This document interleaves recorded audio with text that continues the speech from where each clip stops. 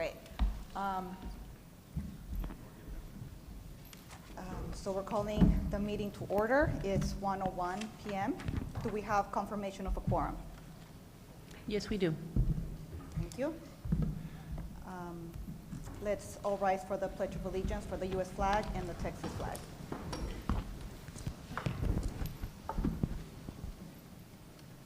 I pledge allegiance to the flag of the United States of America and to the republic for which it stands, one nation, under God, indivisible, with liberty and justice for all. Honor the Texas flag. I pledge allegiance to thee, Texas, one state, under God, one and indivisible.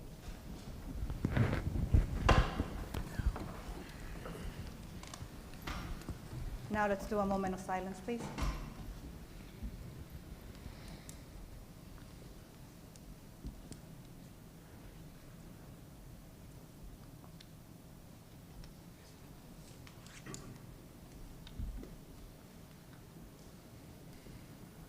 Thank you. Do we have any public comments? Public comments.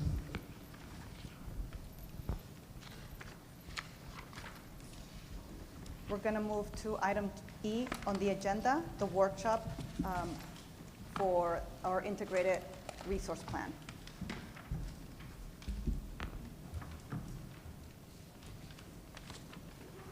So, Madam Chair, we have Lina Alvarez, who's going to be introducing our guest speakers, and thank you so much for making the time to be here today on this special workshop and special meeting that we have on here.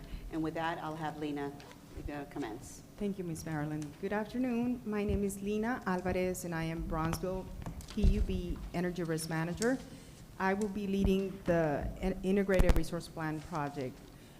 We're very excited and grateful to have you all here today. Today consists of workshop number 1 of a set of 4 workshops. Showing up in the middle of the holidays is very difficult. I can imagine that, and we really appreciate you coming over and being part of this workshop. We're looking forward to your input throughout. I'll start by first introducing our team. Before we review the agenda, I'll go ahead and cover some of the consultants that we have. Rob Patrolak is with Patrolak Energy Advisors, and he's a highly seasoned energy industry professional with over 35 years of expertise spanning all aspects of the electric power industry. His career encompasses leadership roles in utilities, energy trading, and consulting, providing him with a unique blend of technical expertise and strategic vision. Rob is an expert in integrated resource planning and has successfully led numerous initiatives to help utilities develop long-term resource strategies that balance economic, environmental, and operational goals. His work includes load forecasting, scenario development, resource optimization, economic modeling, to try to identify the least cost resource. Rob holds a bachelor's in mechanical engineering from Pennsylvania State University and a master's in business administration from St. Joseph University. Joining by WebEx is Roger Schiffman with Patrolak Energy Advisors, and Roger Schiffman has over 30 years of energy industry experience covering utility resource planning, electricity market evaluation, market assessments, and simulation modeling. He also has experience in regulatory policy development, economic and financial analysis, contract evaluation, and rate of return analysis.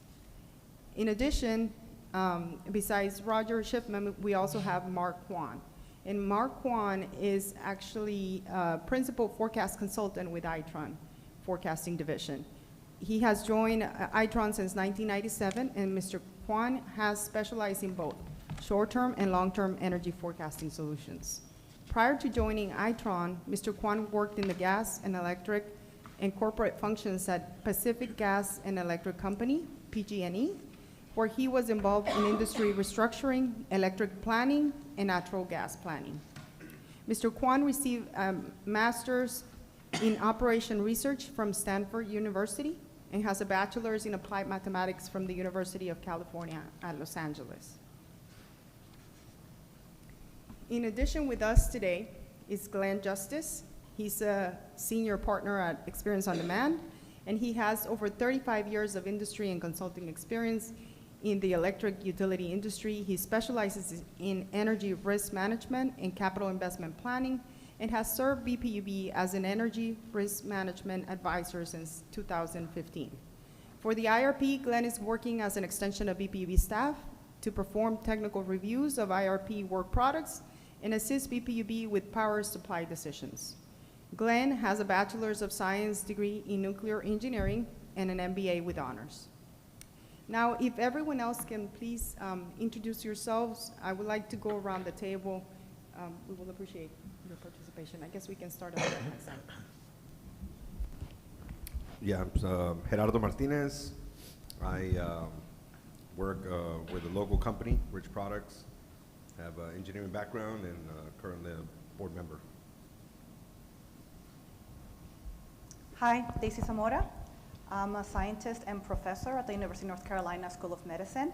I do research on nutrition and chronic pain.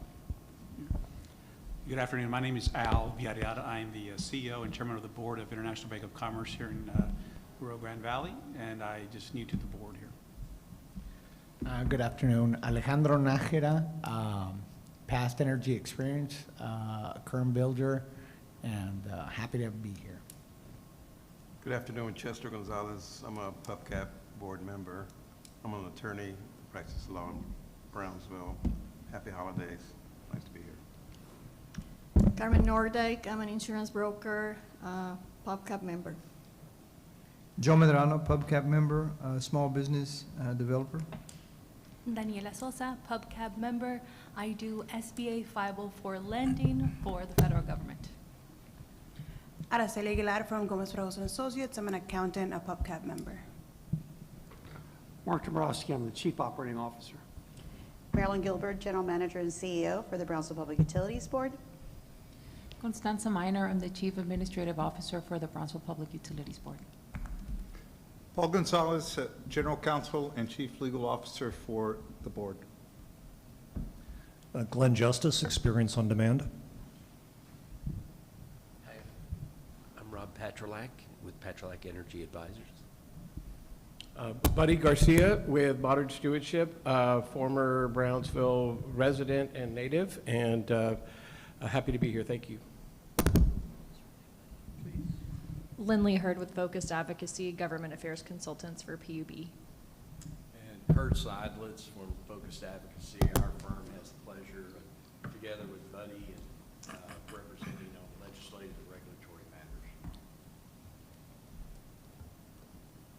And that's it. Okay. Perfect.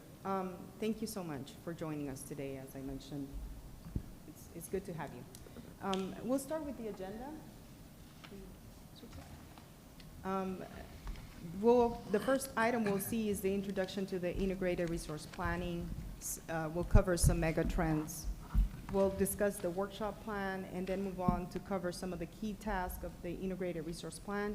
We'll then, Mark Wong will be presenting the load forecast or some detail of the load forecast. More detail will be covered in the next workshop. And then we'll move on to the base case, then scenarios, and lastly, we will cover the project schedule. Is it not moving? The next one. Yeah, okay. So I understand we do have some new board members, and as a refresher as well, we can briefly go over what the integrated resource plan is. An integrated resource plan is a strategic roadmap that utilities develop to identify potential long-term power supply resources. Options are identified, then we analyze them, and then we rank them to try to fulfill the reliability, cost, and sustainability objectives that we set. BPUB is in the process of developing an updated integrated resource plan, and the board of directors requested that PubCap participate in the process and serve as the voice of the customer. And in terms of recommended motion, there is no recommended motion. It's not required. This is an informational item at this time. And the board and the PubCap members may provide guidance for the ongoing integrated resource plan process. That's the main goal. I guess the items on the bottom, those are building blocks, what I would call building blocks. The process starts with first doing a demand forecasting, which is long-term load forecast that sets this, pretty much the stage for everything else that follows. The next step is the supply side resources. We'll take a look at external power supply resources, power purchase agreements and things of that effect. And then the demand side management. These demand side programs help control the load. What is it that we have available? What is it that we can implement in terms of programs? And then we'll take a look at the regulation in terms of the environmental and regulatory considerations. What forms of constraints or regulations are in place that we have to follow to make sure that we abide by them. And then the economic analyses. Then we can begin to analyze the different options and the cost of all the different options. And lastly, risk management. We have to manage our risk and see how it will impact the customer cost as well, right? What happens with a lot of different scenarios is that we may have different portfolio options, and then they might be very similar in terms of cost, but then the risk factor comes into play as well. So that's something that we'll be seeing as a group and analyzing and coming back with the best strategy. The next slides are going to be presented by Glenn. Thank you.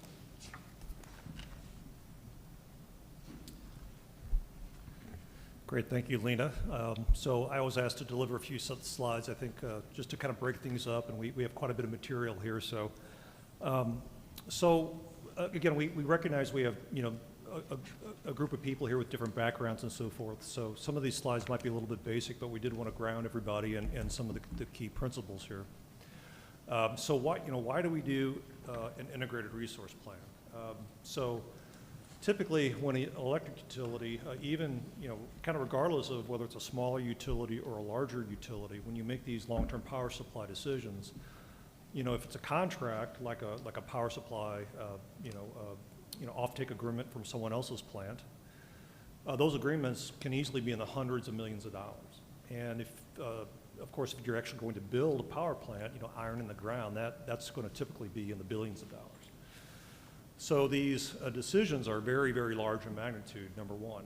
But then secondly, those long-term decisions, it's kind of easy to think of those as being, you know, hey, something that's going to happen, you know, in future years. But as you approach those periods of time, all of those decisions end up being what you have to manage day to day. So, you know, the day-to-day balancing of your load economically against your, with your resources and the energy risk management issues that staff has to manage are all influenced first and foremost by what you put in that portfolio for the long term. So that's just kind of a background of why IRPs are performed. But it's, first and foremost, it's to make the best possible decisions we can make given the information we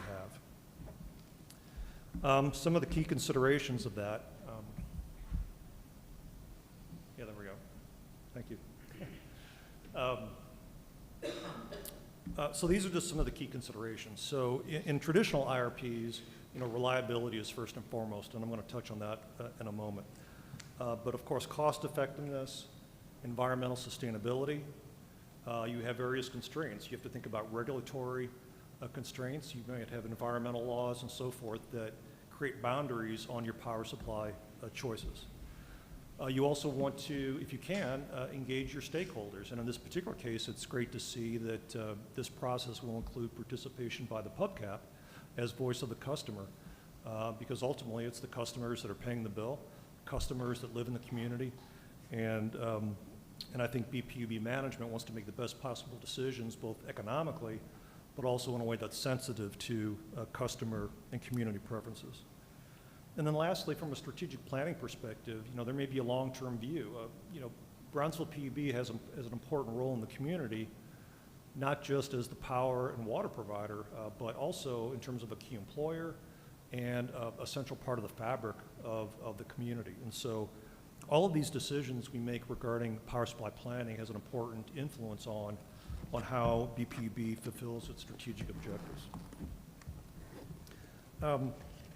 The point I wanted to make on reliability, ERCOT is a little bit different than other jurisdictions in the United States, and this is a key theme that actually influences the way the IRP is conducted. So unlike other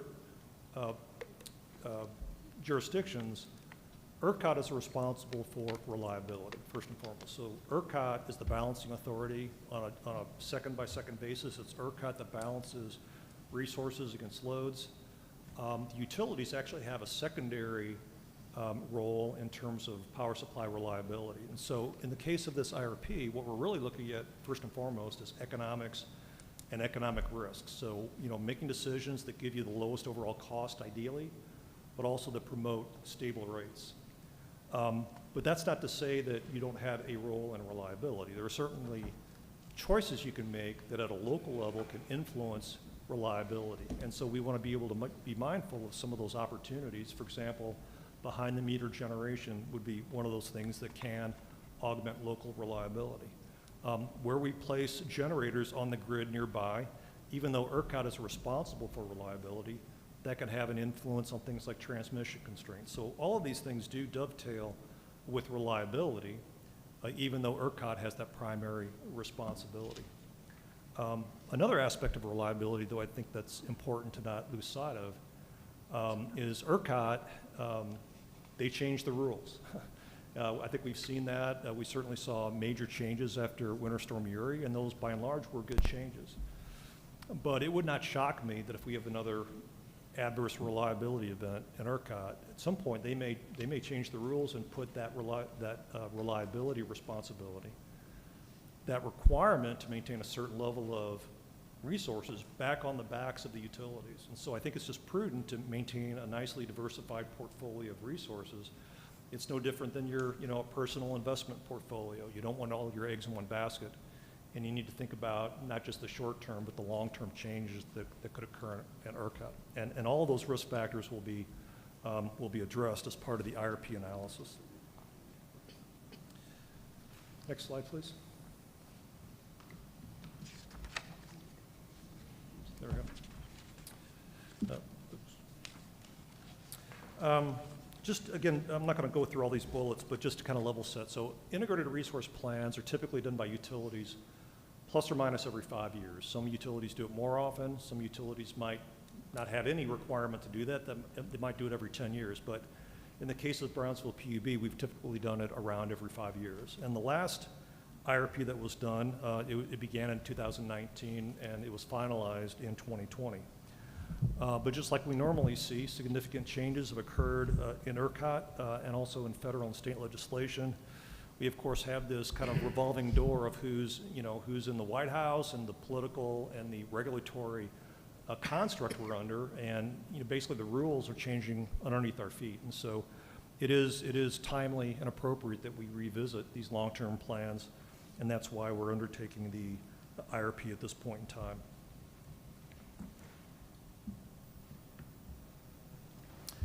And then the last thing I wanted to cover, so what is the ask here? So why are we doing this kind of jointly?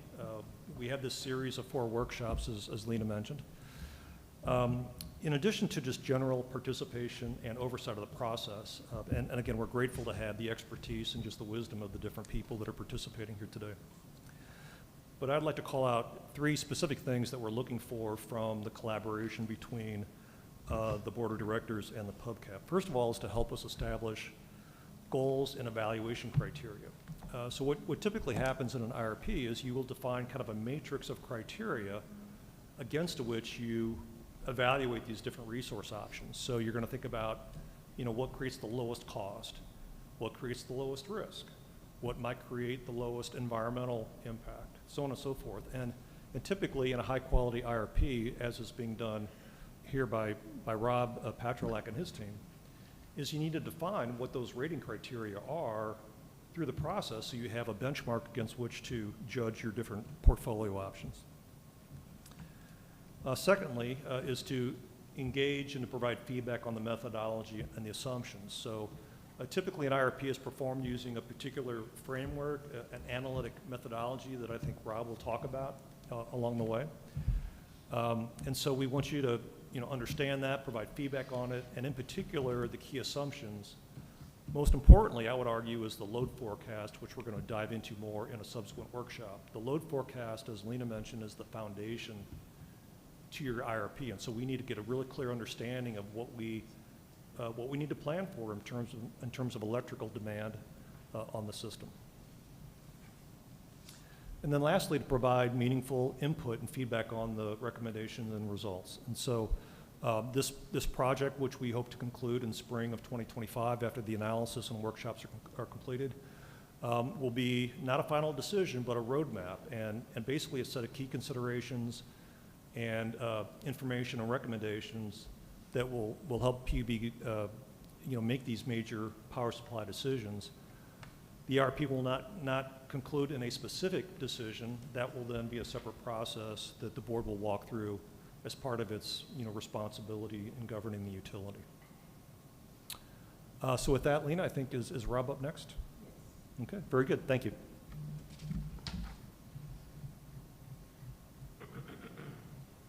Okay, well, hello, everybody, and thank you, Glenn, for that, and Lena for getting this kicked off.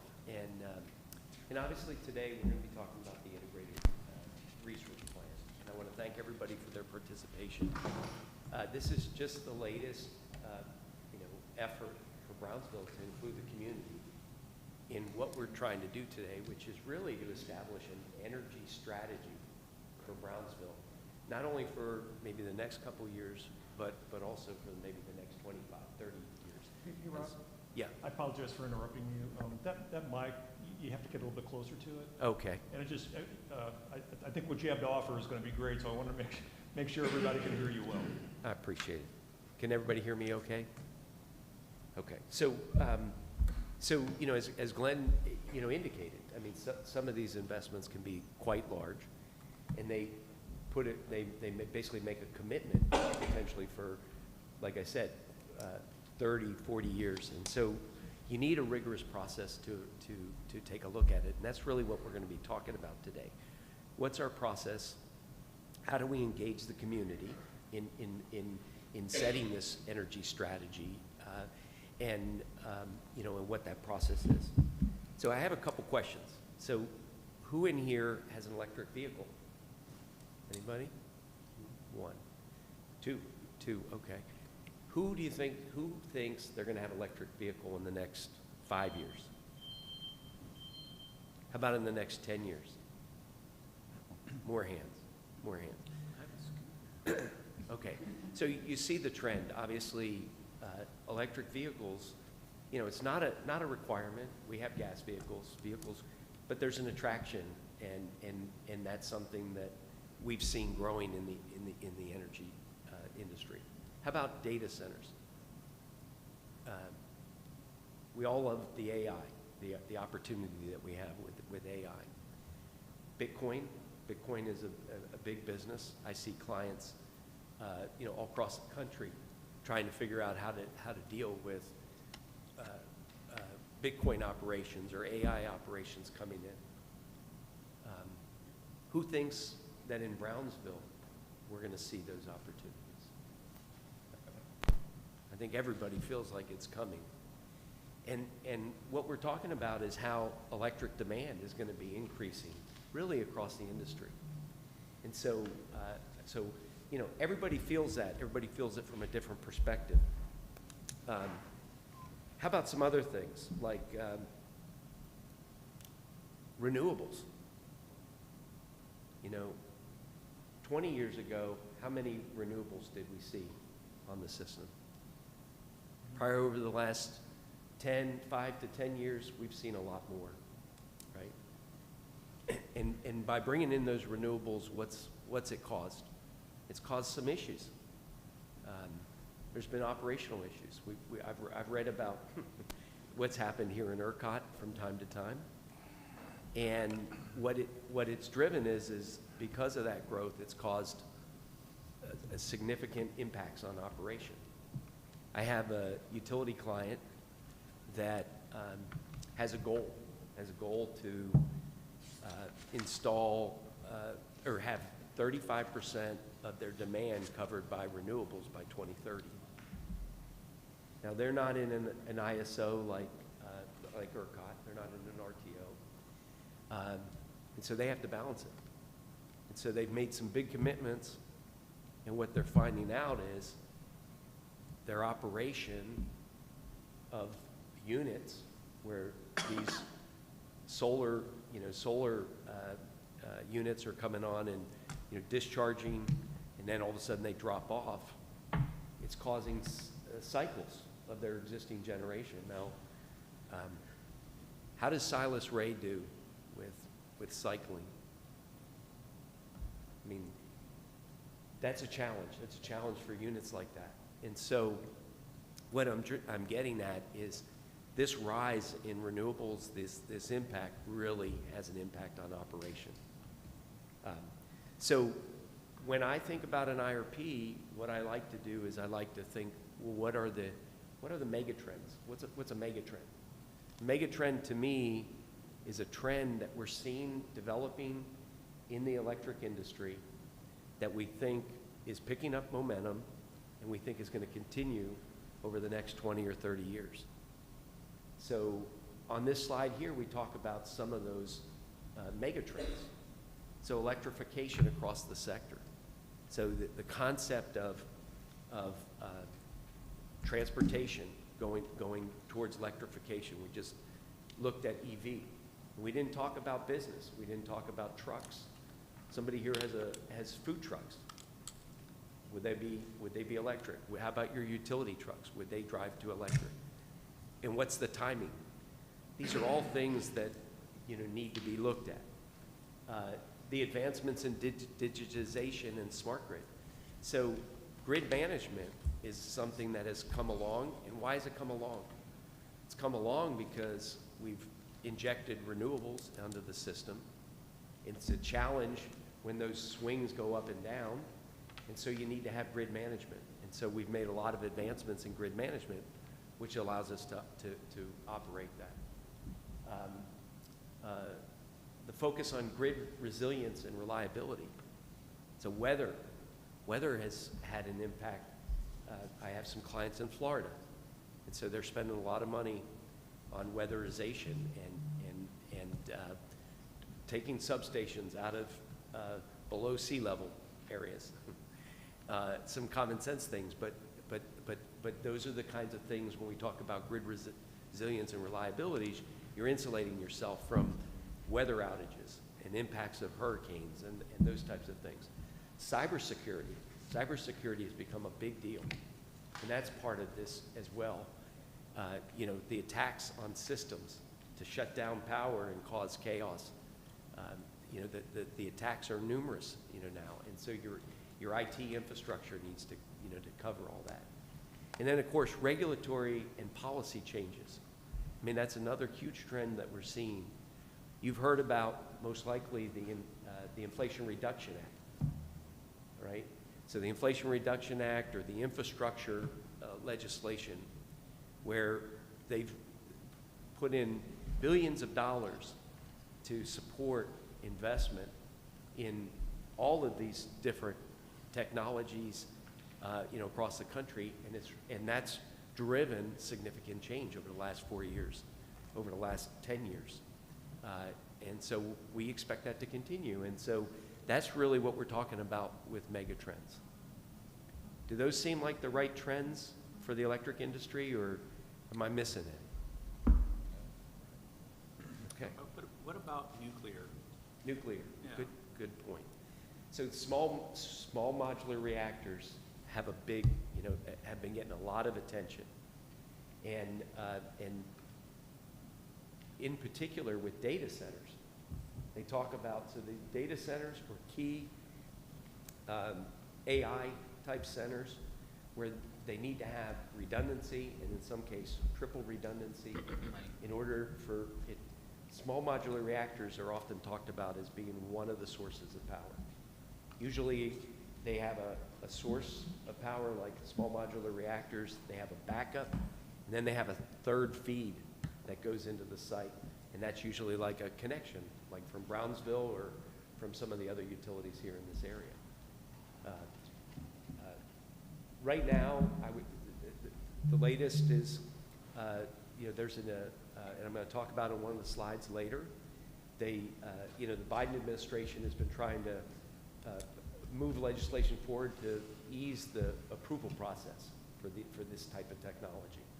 And I just saw about a week ago Donald Trump make a comment right in line with that, saying, hey, we got to figure out how to streamline it so we can get these things, the process. However, the technology is not quite ready. So, there's a balance there, and it is possible, but is it feasible? So these are things that all need to be weighed in when you come to related to nuclear. Southern Company, they just put in it's been over numerous years, two units at Vogtle 3 and Vogtle 4. 2,000 megawatts of generation, $41 billion. Billion with a B. The small modular reactors are going to be smaller. They're going to be less costly. A lot of promises around that. We're going to have to see how that technology pans out. But it's one of those things. I wouldn't put it as a mega trend because it hasn't started yet. Part of my definition of mega trend, it needs to start, and then we need to see that there's going to be continued moving forward. But it will most likely hit that at some level. Good question. Thank you very much for that. Okay, so if we go to the next slide.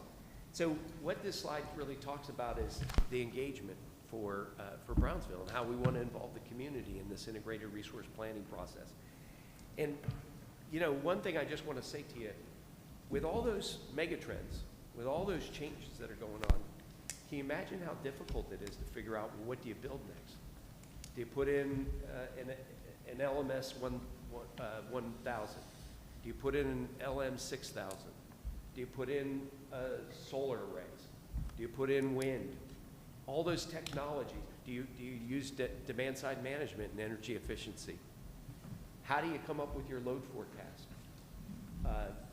All those things are the things that we need to be looking at and evaluating as part of this process.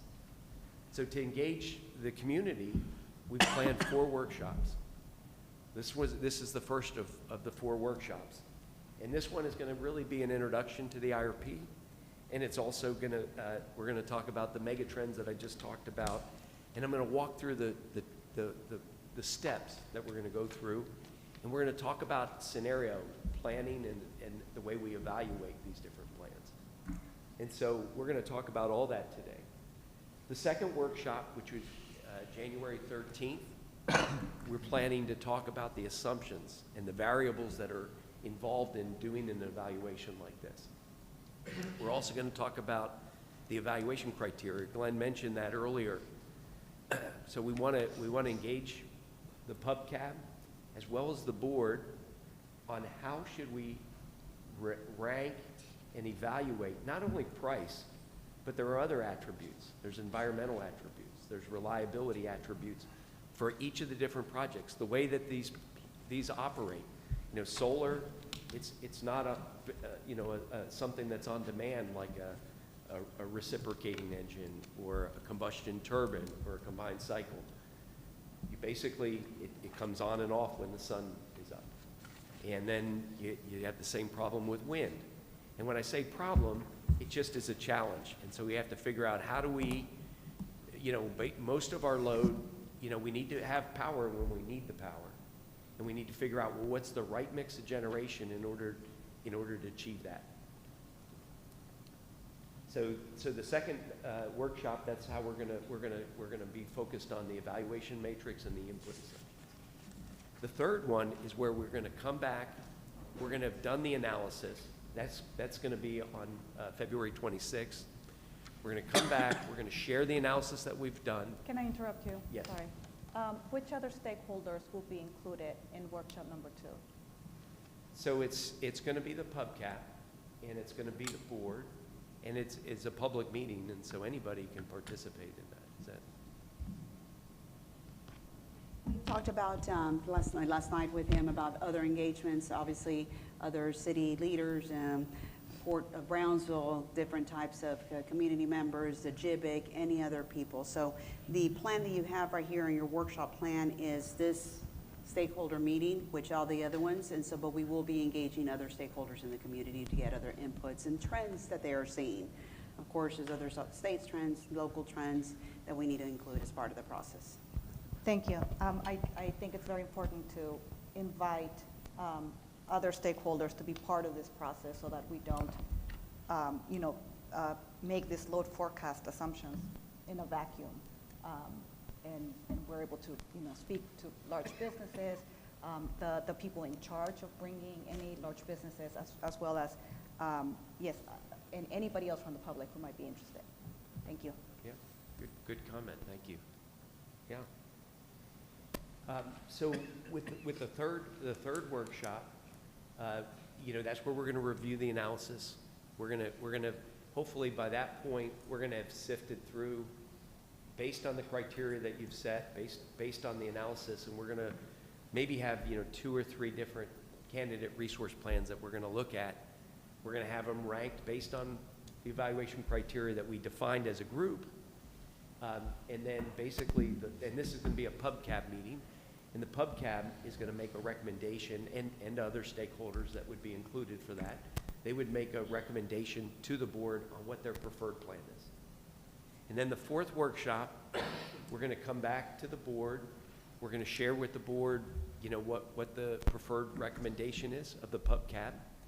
We're going to talk about how we got to that point. And then ultimately, the board would then be either making a decision at that meeting or some following meeting on its path moving forward. And what Glenn talked about was very important. It's not that we're going to come out and we're going to say, okay, you need to, go ahead immediately and start putting a shovel in the ground and start building, a power plant or something of that regard. Basically, a resource plan is going to be broken down into short-term goals and targets, mid-range goals and targets, and long-term. So we're going to break it down like, what do we got to do next? If this is what the plan says we need to look like in 25 years or in 10 years, a mid-range, what do we got to do in the next 2 to 3 years? So it's going to be broken down in that way so that it's not going to be, a significant impact to the community. Does that make sense?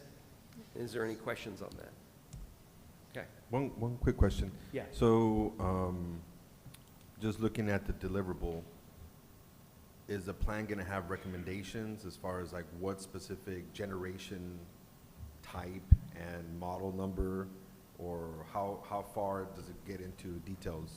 Yeah.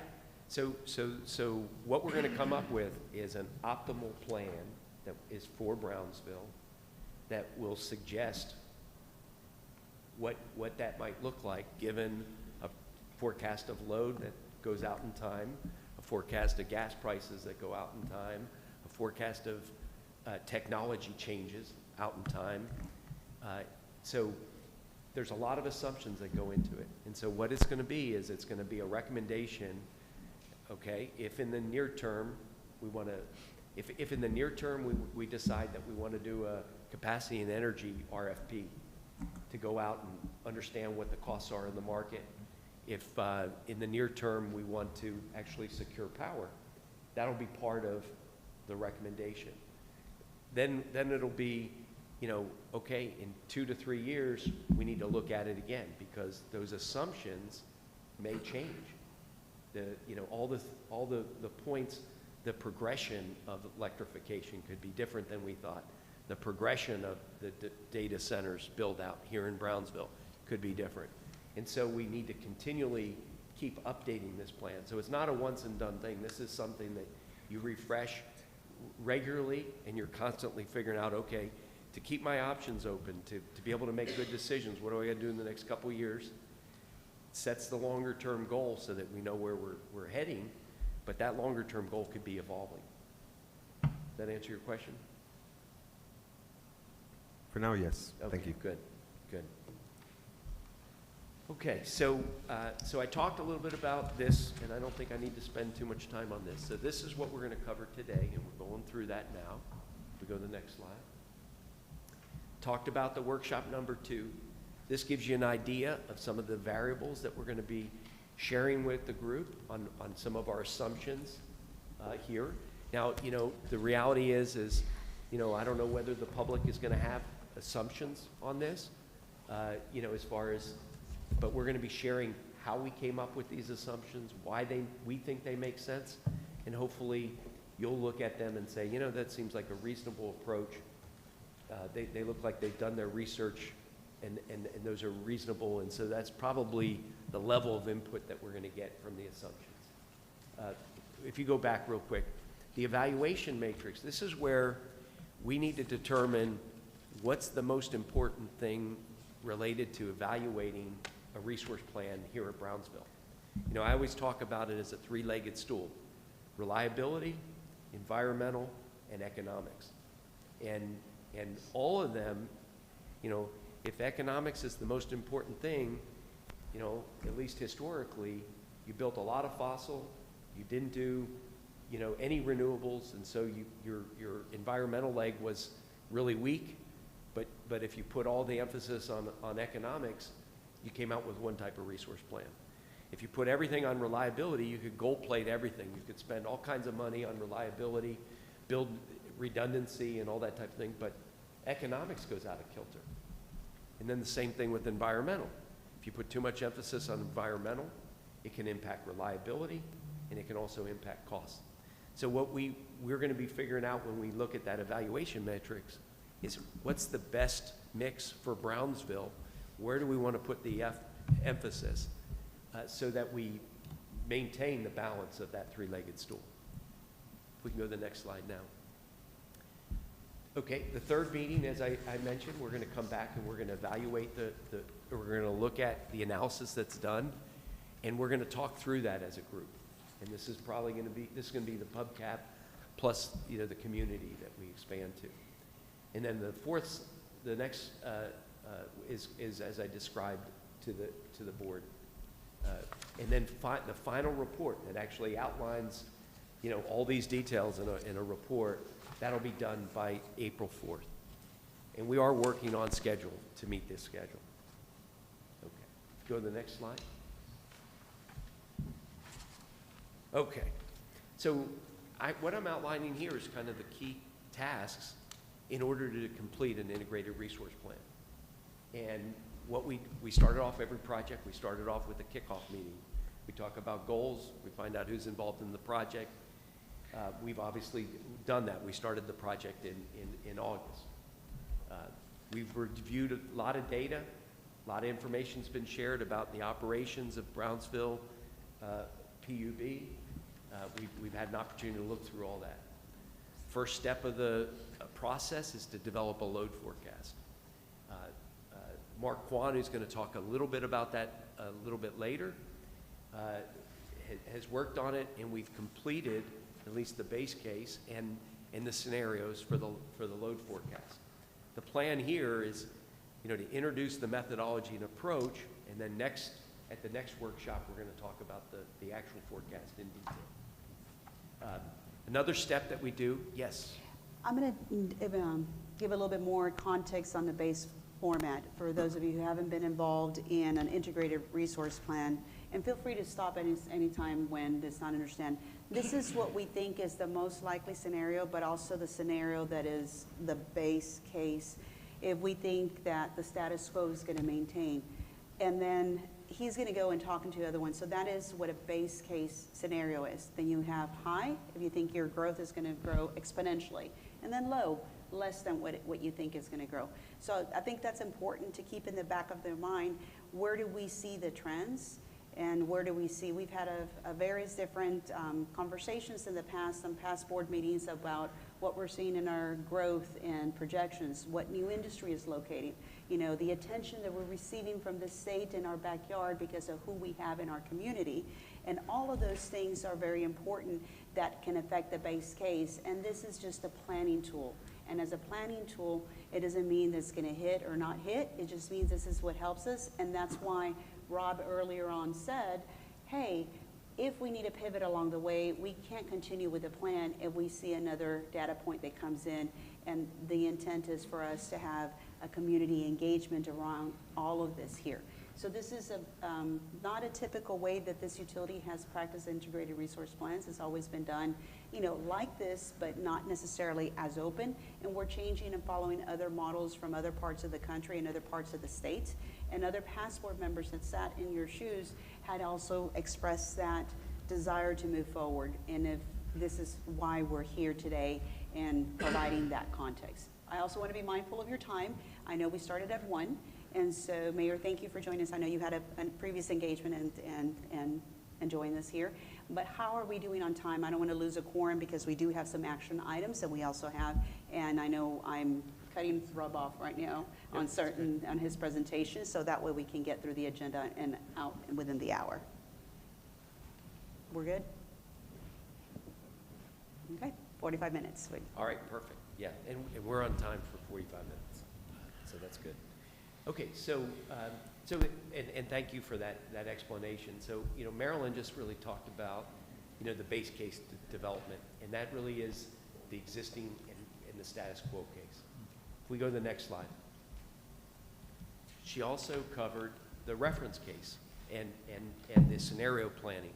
So the way we're going to approach this is we're not only going to have a base case, which is the status quo case, and the way we think things are going to evolve over the next 25 years on a base case, but we're also going to do scenario planning. So we're going to look at 8 other plausible futures. And these futures are things that have been talked about from a regulatory perspective. So we're not just coming out of the blue with ideas. We have cases that are based on things that have been talked about doing legislatively. We talked about the electric demand and could be high and it could be lower than we're expecting. And so you're going to see that these cases are going to stress test these different resource plans that we're going to look at, so that we can then assess risk across looking at different investments in generation or a strategy around that. The next item here is resource characterization, and this basically is about what fossil fuel unit characteristics should be evaluated. So what type of units would we want to think about for Brownsville? So we're going to define those, and we're going to include them in the analysis so that we can evaluate what's the optimal. We're going to do the same thing with renewable, and renewable is, of course, solar, wind, and batteries. And so we'll be incorporating that. And then there's also demand-side management and energy efficiency. So, something that you often see with demand-side management and energy efficiency. A lot of utilities out there decide, hey, we're going to look at what our electric vehicle forecast is, and we're going to offset that with DSM and energy efficiency. That's a goal.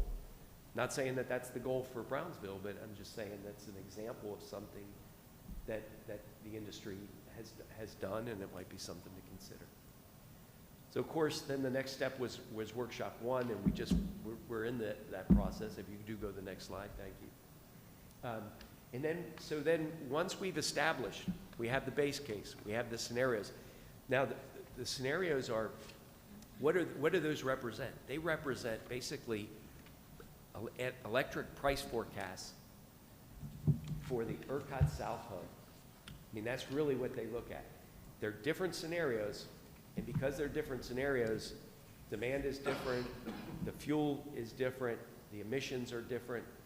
Everything is different related to the case, but it gives us price forecasts where we can dispatch the existing generation and any generation that we add, and then we can calculate over a 25-year period. So the model actually simulates how your generators are running, how your load is being used, and then it figures out profitability each year for 25 years under a case.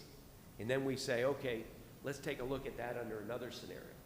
And then we do the same thing. And then by comparing those cases against each other, you can kind of quantify your risk. If there's a high electrification that happens, how does the Brownsville portfolio, the existing Brownsville portfolio, perform under that? And should we make some adjustments to the Brownsville portfolio in order to be able to not be in a real bad place under a certain condition? So we're going to go through that process, and we're going to work through with that. But the way that we do this, just so that everyone understands, so we're developing basically a forecast of operation for the 25 years under all these different scenarios and the different load forecasts. So, Marilyn talked about, we have a base load forecast, a high and a low, and we're going to have a higher one that might look at increased electrification here in Brownsville. And then we're going to run those against the 9 cases. We're going to run them against the 9 cases that we have. So right there, that's 36 different cases. And then every time we look at a different portfolio of generation, we got to run it 36 more times. So you can see how exponentially, and this model is grinding and coming up with numbers, and exponential. We will then have all these forecasts for 25 years.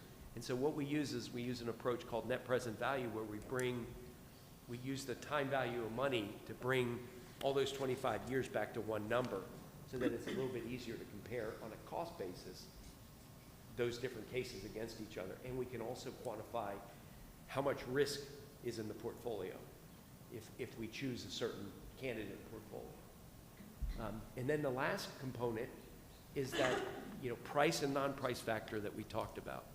So this is where we need to decide on that three-legged stool. Is it all about economics? Or is it a balance between environmental? And what kind of goals on environmental do we want to put in our decision matrix? And what kind of goals do we want to put in around resiliency and reliability? And so that's why that's very pivotal, and that's what we do in that. So if you go to the next slide. So then, again, we go through this process. We do all these runs. We sift through this data. We come up, and we're going to try and come back with 3. Try to keep it to a manageable number. We're going to be looking at exponentially 36 times how many other plans we're going to look at. But we're going to try and bring it back to 3. And then we're going to talk about that. And we're going to have evaluated it, based on the matrix, based on the criteria that the community and the Brownsville Public Utility Board defines. And then hopefully we come up with that recommendation, as I said, and then we refine the analysis, and then we come back to the board with what our findings are. If we go to the next slide. Okay, so at this point, I'm going to go ahead and turn it over to Mark Kwan.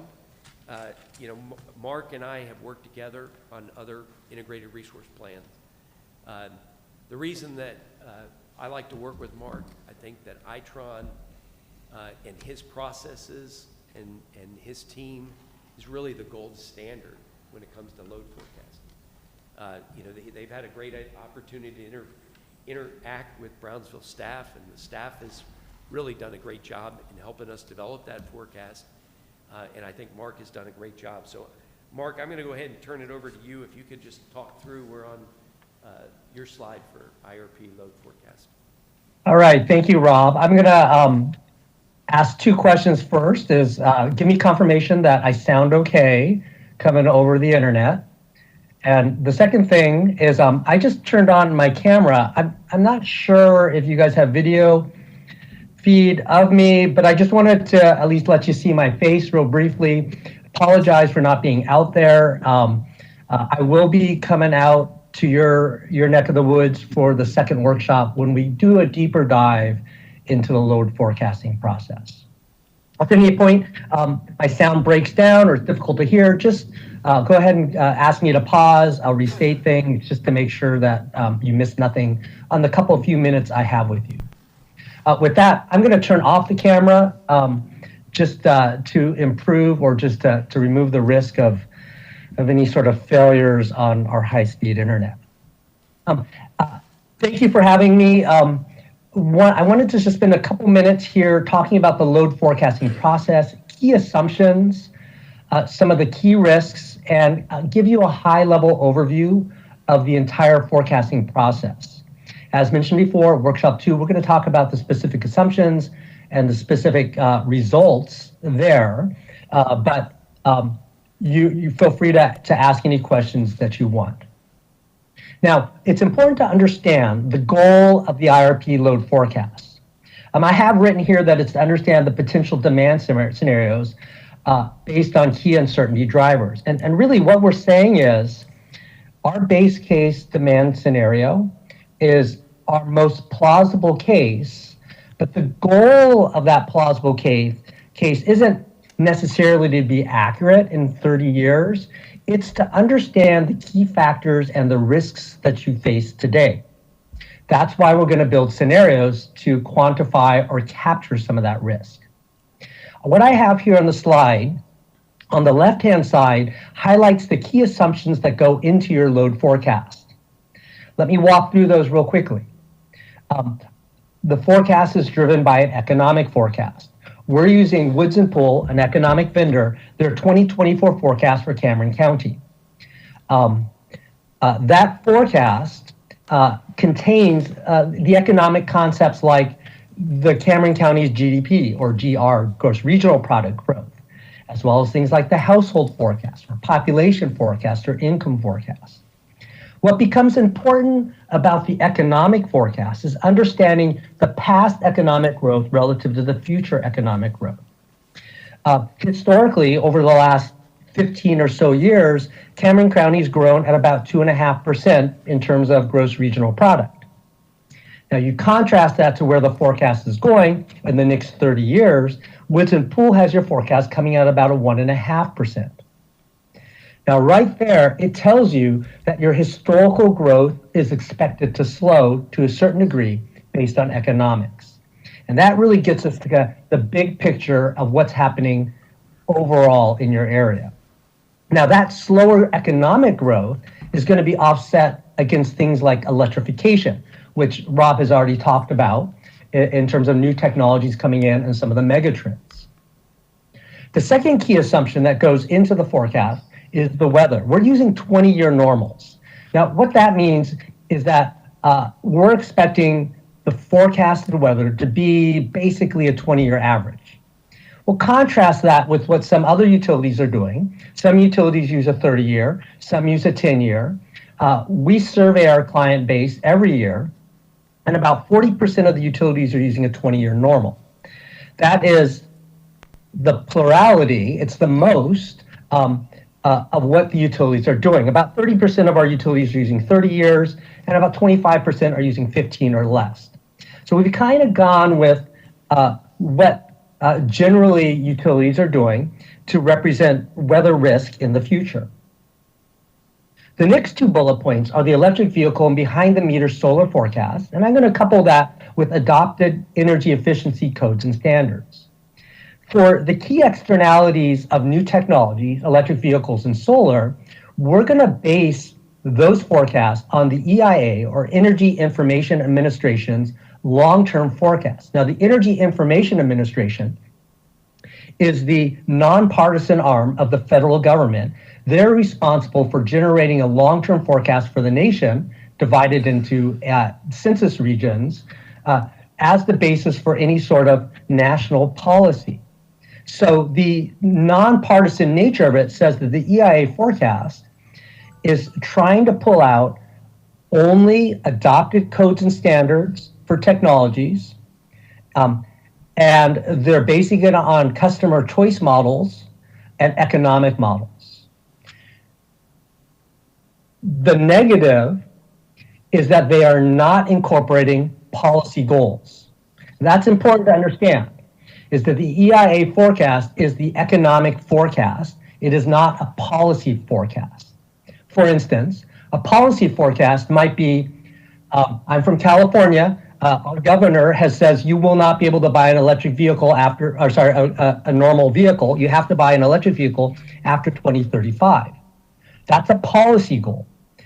And if you were to input a policy goal in the forecast, then you're going to actually lever up the electric vehicle forecast where nobody can purchase an internal combustion engine forecast. That's not what the EIA does. The EIA looks at technologies that are out there and customer choice based on those technologies and implements that into their long-term forecast. That's not to say policy doesn't affect the forecast. To the extent things like the IRA channels money into electric vehicle charging stations, they're going to reflect that as part of the cost structure. But they would not impose the mandate that isn't legislatively adopted through the federal government. So one of the key assumptions you're going to find in this load forecast is electric vehicle growth and behind-the-meter solar growth. Just as some benchmarks, based on electric vehicle registrations, about 16% of you in your service territory have electric vehicles. Today, about 2% of you have solar panels. Those forecasts are going to increase so that by the end of the load forecast period, 2050, about 40% of you will have an electric vehicle, and about, we'll call it 18% of you are going to have solar panels. That right away will tell you that we're expecting growth in these, what I'm calling key externalities. Probably the last assumption I want to draw your attention to is our assumption around your large customer additions. Think of the large manufacturing or industrial processes that are making signaling that they're coming into your service territory. Our load forecast excludes them from the base forecast. The idea here is our base forecast will pick up native growth, not the signaling of large customers with potential additions. Those will be handled a little bit differently, which pulls us to the right-hand side of the slide. We ran scenarios against the base case, which is native growth, that captures the risk. Every utility has weather risk, where in North America, weather is a huge component. So we're going to take our models and we're going to flex them up and down based on extreme and mild weather scenarios. We're going to take our models and flex them up and down against high economic growth and low economic growth. And to address that those large customer additions, we're going to put in an expected value of those large customers to flex up the load forecast to see what the risks are. Now, Rob's already spoken about the base case and running scenarios. He's going to use the extreme and mild from the load forecast, but there's additional scenarios here which may also be considered at some other point in time. Okay, Rob, take me to the next slide. This is how we do the forecast. We're building econometric models. That's the fancy word for a statistical model or a regression model by your major classes: residential, general service non-demand, general service demand, your municipal, and vapor lamps. We do that because we recognize each class can grow differently based on their economic drivers. So we're already picking up diversity in class growth. Those forecasts come together, they're summed together, scaled for losses. That gets us to the total energy forecast for your system. We're going to take that total energy forecast and we're going to convert it from a monthly energy forecast, think kilowatt hours per month, into an hourly system load forecast. Think 8,760 values, right? One for each hour of the day. To make that conversion, we take the energy, we combine it with a peak forecast and a shape model, and that comes into that big yellow box in the middle, the hourly system forecast going out 30 years. Now we do that because we recognize your two key technology uncertainties behind the meter solar and electric vehicles. They have the potential to change your system shape. So we're going to introduce those forecasts as hourly forecasts to either add or subtract from the hourly system forecast to get to your, what I'm calling the net system forecast or the base case forecast. And that's important because when you think about electric vehicle, time of charging matters. The current expectation in the forecast is that residential customers will generally charge at night at home.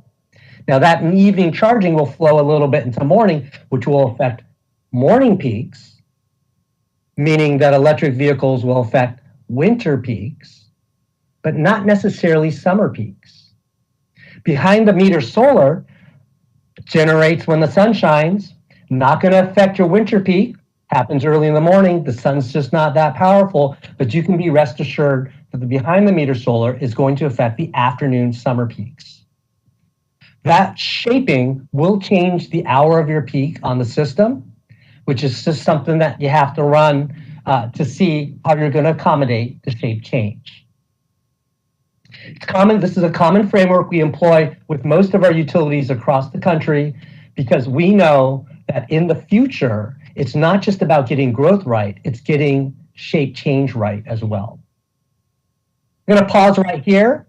Those are my 2 slides about the load forecast. We're going to talk in a lot more depth in workshop 2, but at that point, I'll just turn it back over to you, Rob. All right, Mark, thank you. Thank you for that. Okay, if we can go to the next slide. Okay, so just a couple things around the integrated resource planning scenarios that we're planning to use for Brownsville. Okay, we're going to be leveraging Horizons Energy's Spring 24 reference case in the scenario. We do this because, you know, IRPs, so this is not necessarily, this is not an original process. This is really an industry-proven process where we look at the resource mix and we test it across scenarios. And the reason that we like to use a third party is we don't want to have anyone suggesting that there's a bias in the way that we develop those scenarios to favor one scenario or the other. So we like to use third parties, and that's what we're planning to do here.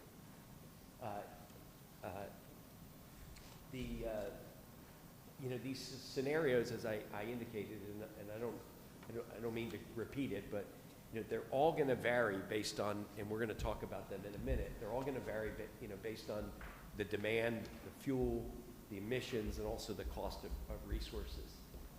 And recognize that really in each of these scenarios, what we're coming up with is Energy South pricing that we're going to be using over 25 years, and that's going to be $87.60. So it's hourly pricing over 25 years that we're going to dispatch generation, same thing with load, and then it's going to settle out and it's going to say, how much does it cost to operate the system each year. So we go to the next slide. Okay, so let's talk about the base case. Marilyn said this is the status quo.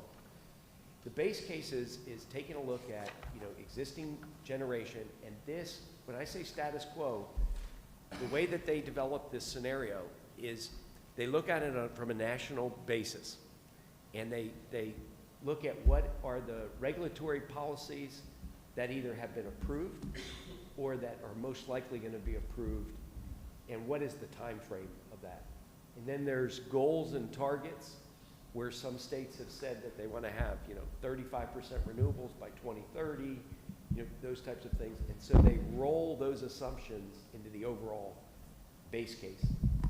That trickles down to, yes, go ahead. Sorry to interrupt. I just wanted to ask a really quick question, Yeah. Rob. Just so for sake of clarity, and I'm asking this because we've used this term base case a couple different times. So for example, a moment ago, we were just talking about kind of the base case for BPUB's load forecast. In this case, and correct me if I'm wrong here, Rob, but as you refer to the Horizons Energy forecast, which is a different forecast, you're kind of talking about the base case and what might happen to the surrounding energy markets. So basically, we need to know what is likely to happen or what might happen with the surrounding power markets and fuel markets and so forth. So I think in this context, we're talking about that base case, right? That's right. Okay. That's right. No, thanks for pointing that out. The terminology gets a little bit confusing. Yeah, and thanks for pointing that out. That's what I was talking about when I said we're going to run basically 4 load forecast cases for Brownsville. Because you have Brownsville, it's got its base load forecast, and we want to test some sensitivities, high and low. And then we're running it against a market that actually has 9 cases. So you can see how the math can go crazy when you start running these things. That's 36 cases, and then each portfolio is another 36 cases. So the best analogy, think of it when a hurricane's coming to Brownsville, and where does it go? The model shows you the cone of silence, the cone, and then it can go, and then the last one that came here went to Houston. That's exactly what it is. We're running different scenarios based on the models. I like that reference to the cone of silence. That's a perfect representation. Freudian slip there. Yeah. And in this case, we use all those cases to really quantify what's the risk. If we choose one portfolio, we can pretty much bookend it looking at, you know, all the different scenarios that we're going to be talking about here. But this base case, that is basically what's the onset. Somebody, this gentleman, you know, asked about, you know, the Advanced Act passed in 2024. That was the streamlining of the nuclear process. This administration is saying they want to do it even faster. So all that detail has been put into this base case and impacts, you know, the ERCOT market. If we go to the next slide. Okay, so let's talk about the cases, and we are on time so that we can take a quiz at the end. So the cases, let's talk about the cases. The first one's a national carbon tax. That was the original way that they were talking. Waxman Markey, I don't know if you guys remember that, but in the 1990s, that's one of the processes that they thought that they would approach to put a tax on carbon. And by putting a tax on carbon, what does it do? It makes fossil generation less profitable, and it makes renewable generation more attractive. So that's the purpose of that legislation. That's the purpose of that. And so we want to see, how does the Brownsville portfolio today and what it might be in the future, how does it perform under a carbon tax scenario? The second one is a zero carbon additions case. So where the carbon tax was a gradual tax that started at $15 and went up by 5%, you know, over time, and the zero carbon additions is, and this was legislation that's been talked about, where at some point, 2040, they say no more fossil can be built in this country. Everything has to be renewable. And so that is a pretty drastic change. So when you look at these scenarios that we're looking at, one is a gradual carbon tax. One is a, you know, drastic change. It's out there in time, but we want to look at and evaluate our existing portfolio and what, you know, what the new portfolio might be and how it would perform under those cases. If we go to the next slide. So then this next slide talks about the high natural gas case. So the high natural gas case, which is the top bullet, is where nationwide we get tight oil, tight gas is the scenario. So shale gas is going to be 50% lower in availability than the reference case. And when you run the models and it comes out, instead of a $4.24 per MMBTU gas price forecast, it spikes up to $7. And so we're gonna test the Brownsville portfolios under a high natural gas case. Then you have a high demand case scenario. And again, we're gonna, you know, this is the electrification scenario. And I'll let you, you know, you can read kind of the scenario that's described and how they've come up with this case. But obviously it drives where, in this particular case, nationally, demand for electric has gone up. You know, and then we're going to be testing those 36 cases of the Brownsville under this particular case. And then the last one is a high natural gas with carbon limit. So that is basically the high natural gas scenario, and it's putting a carbon limit. And that's another legislation that's been talked about, where at a certain point in time, they're going to say, we're going to monitor the resources, and you can only produce so much carbon, or you got to shut down. Now that, we just, I'm taking a look at an IRP right now for another client, and their board is very concerned about it. They selected to build a combined cycle plant. But under the EPA regulation that is out there now, in 2030, the combined cycle plants will be limited to only 40% output. Now, when they ran this case, the economics still said we build a combined cycle plant and we run it at 40% in 2030. But again, these are some of the issues that we're trying to capture as part of these scenarios, and they're very plausible. And, you know, when we go through the evaluation, we may say, we don't think this is gonna happen, and we could put different weightings on them. We're gonna talk about all that. So that's up for discussion. But I'm just trying to kind of walk you through the robustness of how we're testing these portfolios. If we can go to the next slide. So the next slide talks about low natural gas. So just like there can be a high natural gas scenario, there can be a low natural gas scenario. And that typically is an economic downturn or some type of situation where we have significant oversupply of natural gas and the prices come down. And you can see that in this case, you know, it comes down to Henry Hub at $2, growing slowly. Same thing with the opposite of a high demand case, right? We don't want to, you know, look at a high demand case without looking at a low demand case. We got to look at, well, what happens if there's a low demand case? The problem with the economy, you know, lower population growth, you know, a lot of different scenarios can drive that. And in that case, we come up with a new set of pricing. You know, it's done nationally, and then it's driven down into the ERCOT market, and that we're going to be using the ERCOT South pricing for that low demand case. And then just like we looked at high natural gas with a carbon limit, we could have a low natural gas with a carbon limit. And so we want to balance that and take a look at that case. And that's what we're trying to achieve in that one. If we go to the next slide. Okay. So as I mentioned to you, we want to look at different scenarios so we can test the robustness of whatever we're going to be making a recommendation on. And we also want to understand our risk. It's so important that you understand your risk. You know, you want to know that if you go down a certain path, that if this scenario happens, you know, that, hey, this really is going to hurt our bond ratings. It's going to hurt, you know, whatever. You know, we want to be able to capture that. What this slide shows is basically the range of pricing. The base case, I don't know if you can see it there. The reference case, it's called is, it's in the middle. It's in the middle there. It's pretty hard to see on this graph. But I just simply want to show you that this is the range of pricing that we're going to be running the portfolios against and testing them against. Any questions on that before I move on? Okay, if we go to the next slide. Yeah, one quick question. Oh, yes, please. On the, I mean, it sounds like the scenarios are pretty standard, right? So yeah. I mean, they're standard. So we're going to a third party.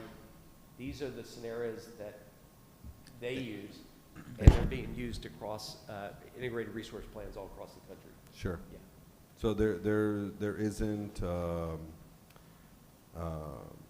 maybe the flexibility if we wanted to do our own scenario? So we can build our own scenario. We hadn't planned to do that as part of this analysis.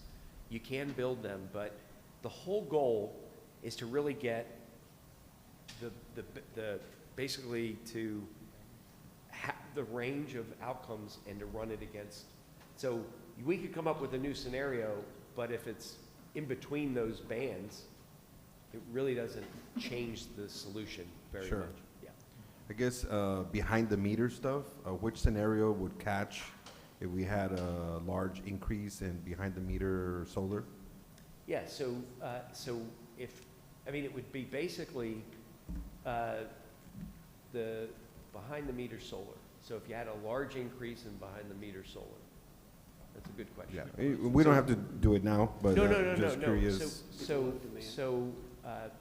you know, as part of this analysis, we are looking at a forecast related for behind the meter solar. We haven't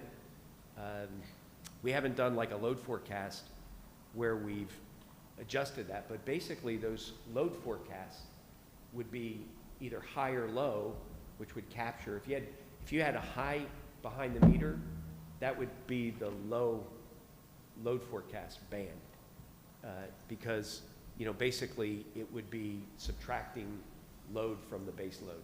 So you'd capture it in those, it just wouldn't necessarily be called that. but you're going to be Sure. capturing it in those bands. Okay. Yeah. And I guess from the input variables that Mark went over, Yeah. they're also pretty standard. I mean, it sounds like the woods and pools forecast is done, right? It's just an That's, input. that's right. That's right. That's If right. anything, is the 20-year weather, right? That's kind of unique to this area. So many of the inputs are also pretty standard. Would you agree with that, or? Yeah, and Mark, I'm gonna let you comment on that, if you would. Yeah, thank you for that question. I think the short answer is yes. Most of what we're doing is pretty standard, but things can change. So for instance, if Brownsville came back and said, oh, we want to explore a strong growth in the behind-the-meter solar market, we can change those assumptions. What becomes challenging from a load forecasting perspective is grounding those assumptions in some basis of reality. We are looking at 20 and 30-year forecasts, which make it difficult to move the needle in the first couple years. If you want to move things, we're going to end up moving it out 5, 10, 15 years. Classic example is the electric vehicle forecast. We could put in a national policy of 100% electric vehicle saturations by 2035 or 2040. That's going to change the forecast dramatically. But once again, I'll go back to your question. The short answer is these are generally the standard items that utilities are looking at for their key externalities and key risks. Does that answer your question? Yeah, I guess related to that is, and we were talking about engagement, right? Engaging with other entities, perhaps, other community stakeholders. In reality, those inputs are not going to be, I don't want to say they're not going to be relevant because the inputs is already here, right? So even if we know that a company is coming, that is excluded from the model, it sounds like. This is more like macro level, future 10, 15, 20 year, not necessarily immediate, 1, 2 year actions, actionable items. Yeah. No, Yeah, let me address that because I think what you're going after are the large customer additions and our decision to exclude them from our base forecast. So if we know a company is coming into the forecast or coming into Brownsville and it's certain, we would have put that in. The problem with the large customer forecast based on Brownsville staff's assessment is that nothing is fully certain at this point. An announcement by a large customer saying, oh, we're going to build a manufacturing facility in Brownsville isn't certain until they sign either some sort of interconnection with Brownsville or, it becomes more certain if they actually have purchased land, or once they purchase land, they break ground or they're in construction.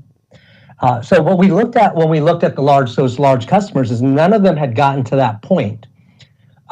They mostly are press releases and expectations without commitment. And that begs the question for Brownsville of, do you want to build your system on the speculation that a large customer is coming, or do you want to build your system on the fact that they're coming? That's a business decision. Yeah. Our decision. Understood. I think it's just going to be important for us as we pull people in that they understand, right? They don't come here thinking, hey, potentially we have this other customer, what are you going to do about that? Really, their input's going to be more, what value do we want to put on sustainability versus reliability or things of those levels, right? And then we would take their input and match it to a scenario, perhaps, and narrow it down to 2 or 3 or something.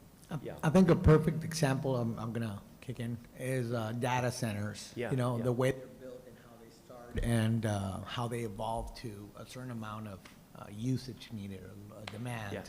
So I think that goes, with the point of taking that into consideration, right? Absolutely. So just to clarify, just to make sure we bring this home. So we did a base case forecast.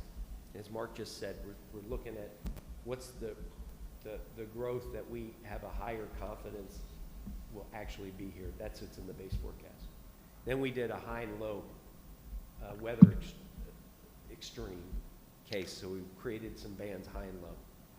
Then we've decided we're going to do one more scenario, and that's going to be the base plus the customer forecast that the Brownsville team has been following, been interacting with, and they've done a weight adjustment. So they have, you know, we put percentages on the likelihood of 20 megawatts coming in and of a specific customer and the likelihood of this 100 megawatt customer. And so that high load forecast, which incorporates, you know, the data center example, or some other load, we're gonna run, and we're gonna see what that looks like. The reality is when a data center comes in, you know, that could be 100 megawatts. That could increase your load 30%. You know, could be a 10. You know, and so what Mark's talking about, what do you want to build to? You know, that's a big risk if you're building to the data center that we don't know if it's going to come. And when that does come, we'll talk about how we do that, because there's going to be some risk. You're going to want a securitization payment to go ahead and purchase, you know, purchase energy and power or make a commitment. And there's ways that we'll deal with that when that comes. But right now, what we're talking about, what are we going to build? You know, what makes the most sense to get Brownsville with an energy strategy and to have it flexible enough that it can pivot. If it starts seeing data centers come in left and right, well, we're going to do another IRP. We're going to reevaluate everything. We're going to do new load forecasts, and we're going to come up with a new plan. And that's the beauty of this thing. This is a document that's ever evolving, and it's going to be responsive to what we're seeing actually happening in the area. Yeah, our concern, can you all hear me okay? Our concern was to include all the different companies that have shown interest and then have the customer pay for that. There's a high risk on that. So what we wanted to do was when another customer comes, we can always do another IRP. It does take time to develop them, but we can definitely work on something like that rather than have the customers pay for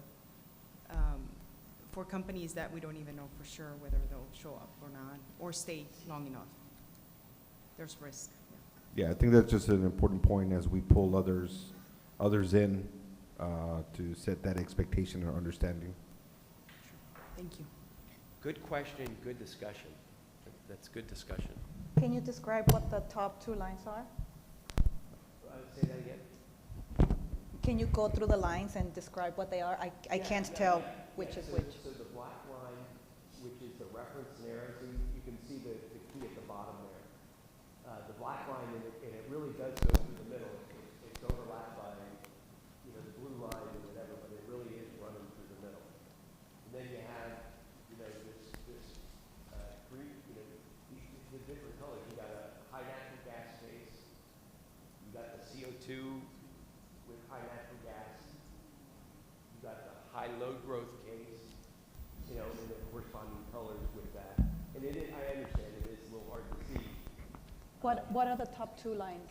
So the top two lines are the CO2 with high natural gas and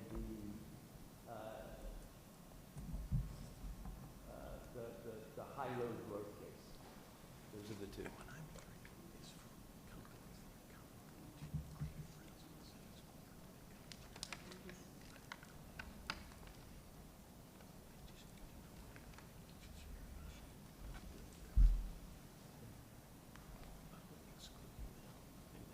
Any other questions on this before we move on?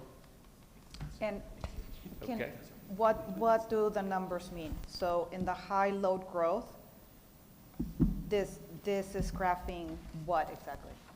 So what this is graphing is what energy prices will be in dollars per megawatt hour, how they will change for each of the different scenarios.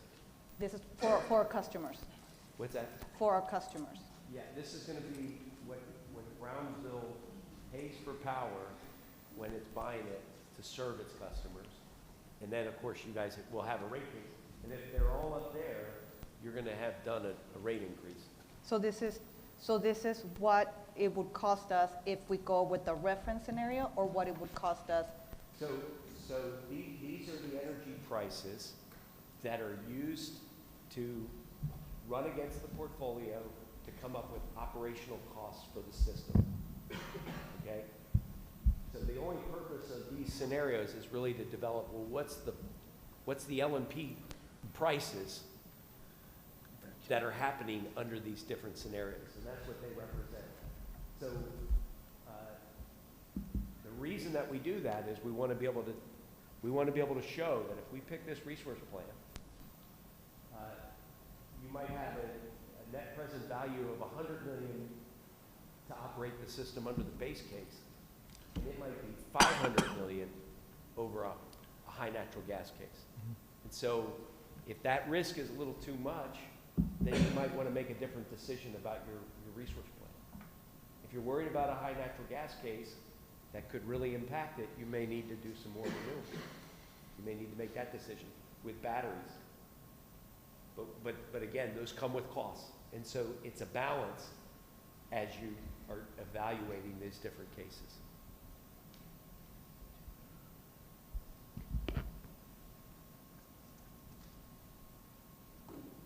Any other questions? Okay. If we go to the next slide. Okay. So this is really the last slide before we go to questions, and it just basically summarizes all the steps in the process that we're working on. And I think the bottom line is we are on schedule. We're progressing on schedule. We're under budget. So I'm not going to go through all these different steps because of time, but I think that's the message that we should take away here. And the dates that are highlighted, those are the expected workshop dates. That's right. Those are the weeks of the workshops that we're going to be having. Thank you for that. All right. We have to go to the next slide. Okay. So, this is where if you have any additional questions, we can take them. The next meeting is January 13th, and I'm looking forward to it. And I think that concludes our presentation. Any questions? I have a question. So the last study we did was in 2020. So how did we use that? I mean, it's a lot of information, helps you in the planning, strategic. 4 years ago, did we implement anything in there? I mean, things change so often that, sometimes it may seem pretty good, and then the market changes, geopolitical changes, and I was there saying, well, we can't really pursue that. We're going to have to wait and kind of see. So back in 2020, the IRP was completed for the utility, and we had the opportunity that Glenn Justice was actually part of that team at that time.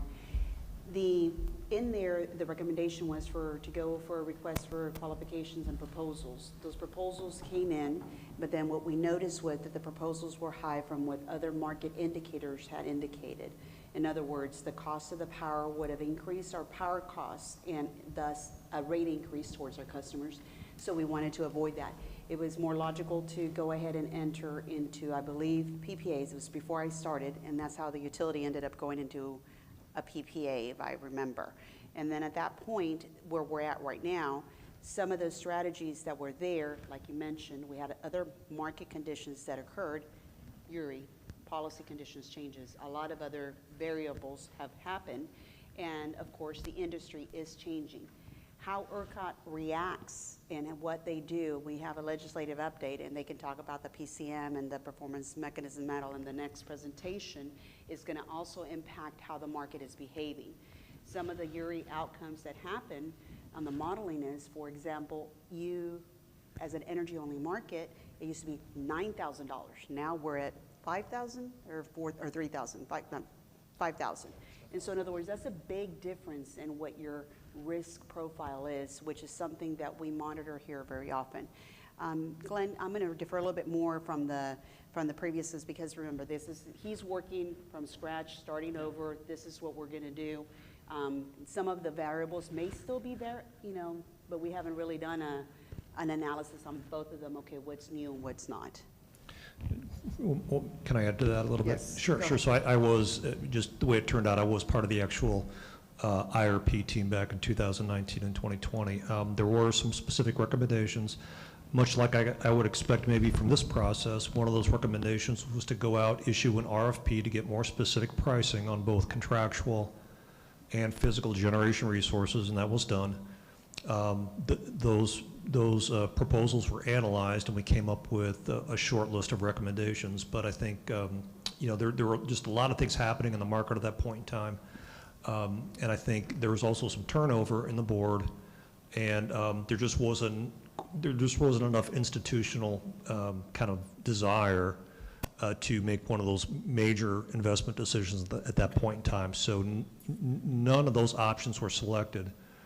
In parallel, though, there were a number of contract opportunities that arose from some of your current energy providers. So, for example, the Desert Sky contract with AEP, there's an opportunity to expand that was actually very economical at the time. So this kind of alludes a little bit to what Rob has talked about, is that you have this master plan, this IRP, but that doesn't mean you're locked into that. And that very thing happened as we moved through time between 2019 and 2021. A couple of different other kind of smaller opportunities popped up, which BPUB took advantage of, and ultimately no final decision was made on the resources proposed in the IRP then. So that's basically what happened with that one. And enough time now has ensued where it's appropriate to refresh the entire analysis.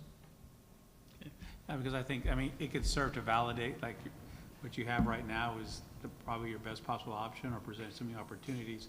But one thing is that as going through this process is, okay, this may sound like a great idea, but, given that we are a publicly owned utility, is it feasible? In other words, in order to execute, how much pain do we have to go through in order to execute that?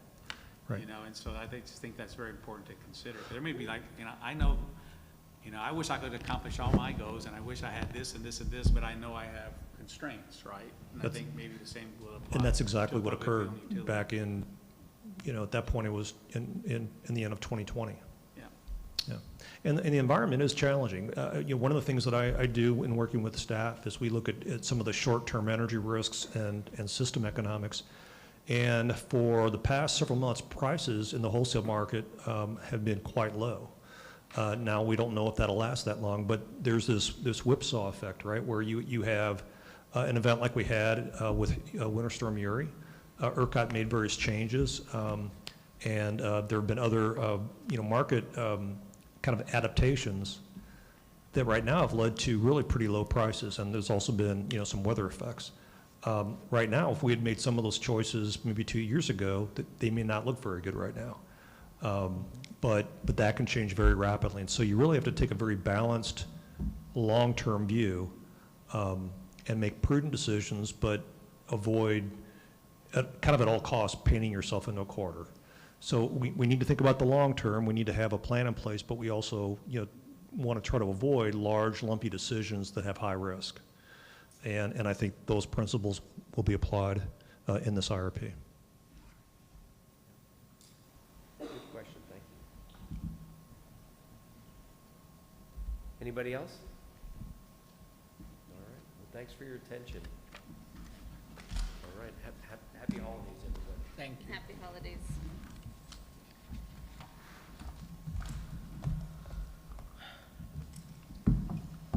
Thank you.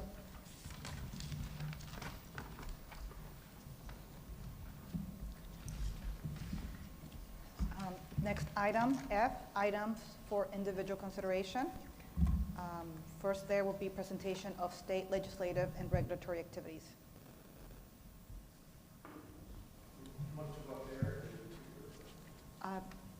It's fine if you can do there.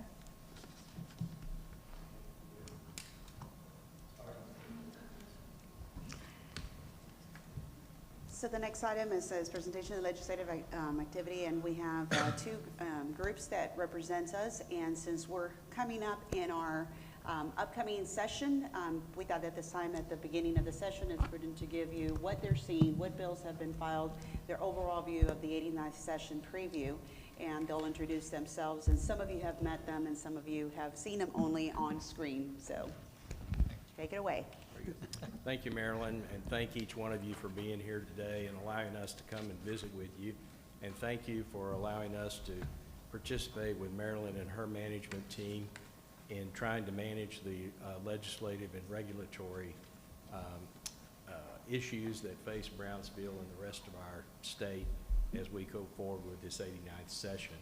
It's probably good that we had an IRP discussion today, because a couple of those slides, Rob, probably highlighted many of the issues that the legislature has been looking at and will continue to look at. So Marilyn, because of time, we're going to take just a little bit of an audible here on this bright summer day and sunny, and we will talk basically about what's the background of the legislature this time, and then we're going to get right into water and electric issues. And be thinking also about the fact that some of this may look repetitive because we talk about these issues all 2 years of the interim as well as the regular session, because they usually start out with interim committee suggestions, they talk about the issues, they write reports, then they come up with legislation going forward. At the same time, the PUC and other agencies are looking at what did the legislature do during the last session, what rules do we have to implement going forward. So we have constant discussions about these issues, and as I mentioned, everything that was really talked about in the IRP discussion is facing the legislature this time. Listening to an IRP process just highlights the difficulty of y'all's job and in managing utilities. When I first started my career, everybody in the state did an IRP. But since the competitive market came about in 2002, frankly, before that, when wholesale generation was passed, 85% of the market does not do an IRP in ERCOT. It's only those vertically integrated utilities. The market is the IRP prognosticator as we go forward. And I would just add ERCOT is kind of a quasi-IRP in that the rules and the policies that they pass affecting the prices of generation enter into each and every one, and transmission enter into the decisions that y'all have to make. So I'm glad y'all brought the fact up that this thing can turn on a dime, and if you needed more uncertainty, just turn to the legislature. So, yeah, go ahead, buddy. And also, I just wanted to add, after listening to this presentation, thank you very much for including us on that, that what the last presentation did not include on the policy forecast, that's what we do. I mean, collectively, as a former legislator, Kurt and Lindley working for I worked for the legislature for about 10 years, and the executive branch for another 12 or 13. I was a regulator, state TCQ commissioner, a railroad commissioner. All those nuances, and some of those, maybe I think you used the term megatrend, may not be national megatrends, but our legislature and our leadership here are definitely pushing some of these ideas, as Kurt alluded to. So how that affects your decisions on what's coming, the policy, although it's not included in your background, that type of policy forecast is what we do. We don't fix teeth, we don't build houses. This is what we do, and we try our best. And once January hits and the session begins, it moves very quickly, like a football game, even first, second, third, fourth quarter. But the state legislature, notwithstanding national world trends, our state leadership sometimes has different opinions about some of those, manipulating the markets or what are changing or going where they want to see dispatchable versus renewables because we have too much, that sort of thing. So there is a real connection there. Sorry, go ahead. Yeah. Thank you, buddy. And the legislature is off. They started filing bills on November the 11th. Over 2,000 bills have been filed. We expect probably 8,000 bills to be filed during the legislative session, many of which affect the city as well as the utility. Normally, lately, the bill passage has come down, but you can probably expect about 1,500 to 1,700 bills to pass. What's top of line, if you've been in Texas and listened to any of the ads, you know school vouchers was one of the big issues in the legislative elections. The governor and the lieutenant governor have made that school choice voucher bill, educational savings account, I think is what they're calling. That's the big issue, and we'll continue. The other one is property tax relief. Property taxes continue to increase, mainly because of valuations in a lot of situations, even though tax rates are held the same. It's a big concern to Texas. Last time they gave back about $18 billion in property taxes. They're trying to hit that same figure this time. The only concern is we have about a $20 billion surplus this time, so there will be some tensions there. The strengthening the power grid, and then, of course, a water infrastructure plan. I think the theme really of this session is probably going to be how do we get back to nuts and bolts? How do we make sure that we manage Texas's growth? That was the highlight of a lot of the interim committee hearings. How do we provide power? How do we provide water? How do we provide all these businesses that are investing capital in this state and borrowing money in this state going forward? So I think that's going to be it. Lindley, just tell us a little bit of election results. Just to give you all a quick lay of the land, there's 150 members in the House, and there will be 32 new members, 26 Republicans and 6 Democrats. So that's a good chunk of new members that will be getting educated on these issues, and of course they come from across the state representing all different areas. There'll be 2 new senators. There's 31 senators in the Texas Senate, and one of them, of course, as y'all know, is representing Brownsville now, Senator-elect Adam Hinojosa, who is a Republican. And then, of course, the rest of your delegation is returning Representatives Aaron Gomez, Oscar Longoria, and Representative Janie Lopez. So the partisan makeup of the House and Senate doesn't change a whole lot. There will now be 88 Republicans in the House and 20 Republicans to 11 Democrats in the Senate.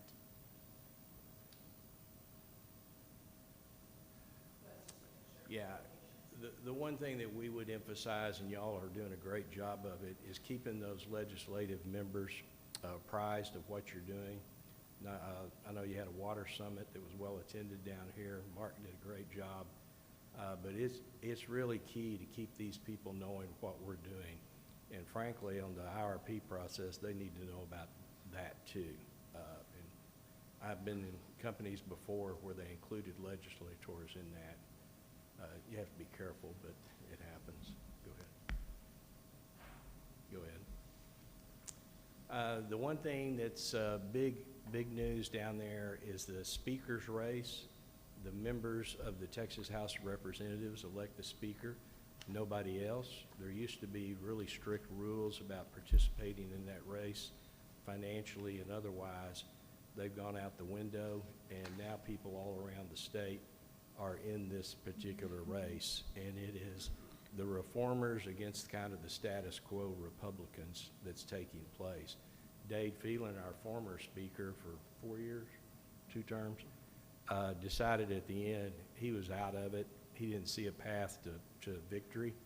The Republican caucus has nominated a gentleman from Mansfield by the name of David Cook, only like a 2-term. I guess he'll be entering his 3rd term this time. And the status quo guys, which is a coalition of old-time Democrats and mainstream Republicans, are giving their support to Dustin Burrows. So we don't know today. The formality of it takes place when they're sworn in and they've got all their little kids and their grandparents on the floor. They're going to be engaged in a speaker's race on January the 14th, so that's going to be real interesting. The main reason this is so important to us is not only that's the leadership of one of the big 3 together with the lieutenant governor and the governor, but they get to appoint committee chairs and committee assignments. So whereas the Senate is pretty stable going forward, as Lindley described, the House is up for grabs. Depends on who wins. We're going to have a lot of new chairmen anyway because of just turnover, retirements, and folks that got defeated. So we'll continue to look at that as we go. But it will be a Republican, and there are not going to be a lot of folks happy on either side, including Republicans. If they vote for the wrong guy or gal, then they might be on the short end of the stick when it comes to committee assignment. So that's where all these issues go, right? You know, the natural resources, the water issues, the electricity, and depending on who's on those committees, those are the very powerful. State affairs, chairman out of Corpus Christi, Hunter is a rock. He's been there forever, but there's quite a bit of turnover now, and what's looking like a litmus test for if you're going to be in favor of leadership on at least on the House side. The Senate is the Lieutenant Governor has total control.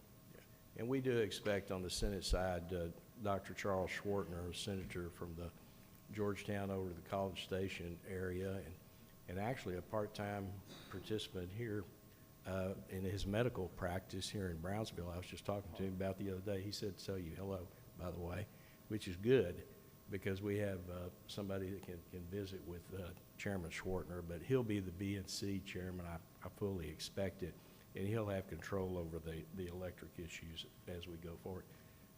This thing goes for 140 days, so let's hope it's over June the 2nd of next year. Go ahead, Lindley. As I mentioned, there's a lot of interim activity, and we're going to try to break this up just a little bit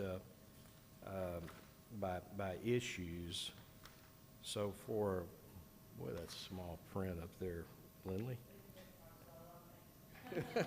Yeah, that's the easiest thing. They've talked about a lot of things. Much the same as the IRP discussion. Market design is an issue. Texas Energy Fund, what type of innovative power generation we're going to have, transmission, managing Texas size growth, and the impact of Bitcoin mining and AE. I think I can kind of narrow it down a little bit. Marilyn mentioned the PCM, which was a production credit mechanism that arose out of Uri, frankly, and it was a mechanism to try to incentivize generation by rewarding dispatchable power generation. And it went through a lot of iterations. The legislature finally said, study it. And the PUC just last Thursday basically said, we're shelving that. We don't think that's the proper incentive.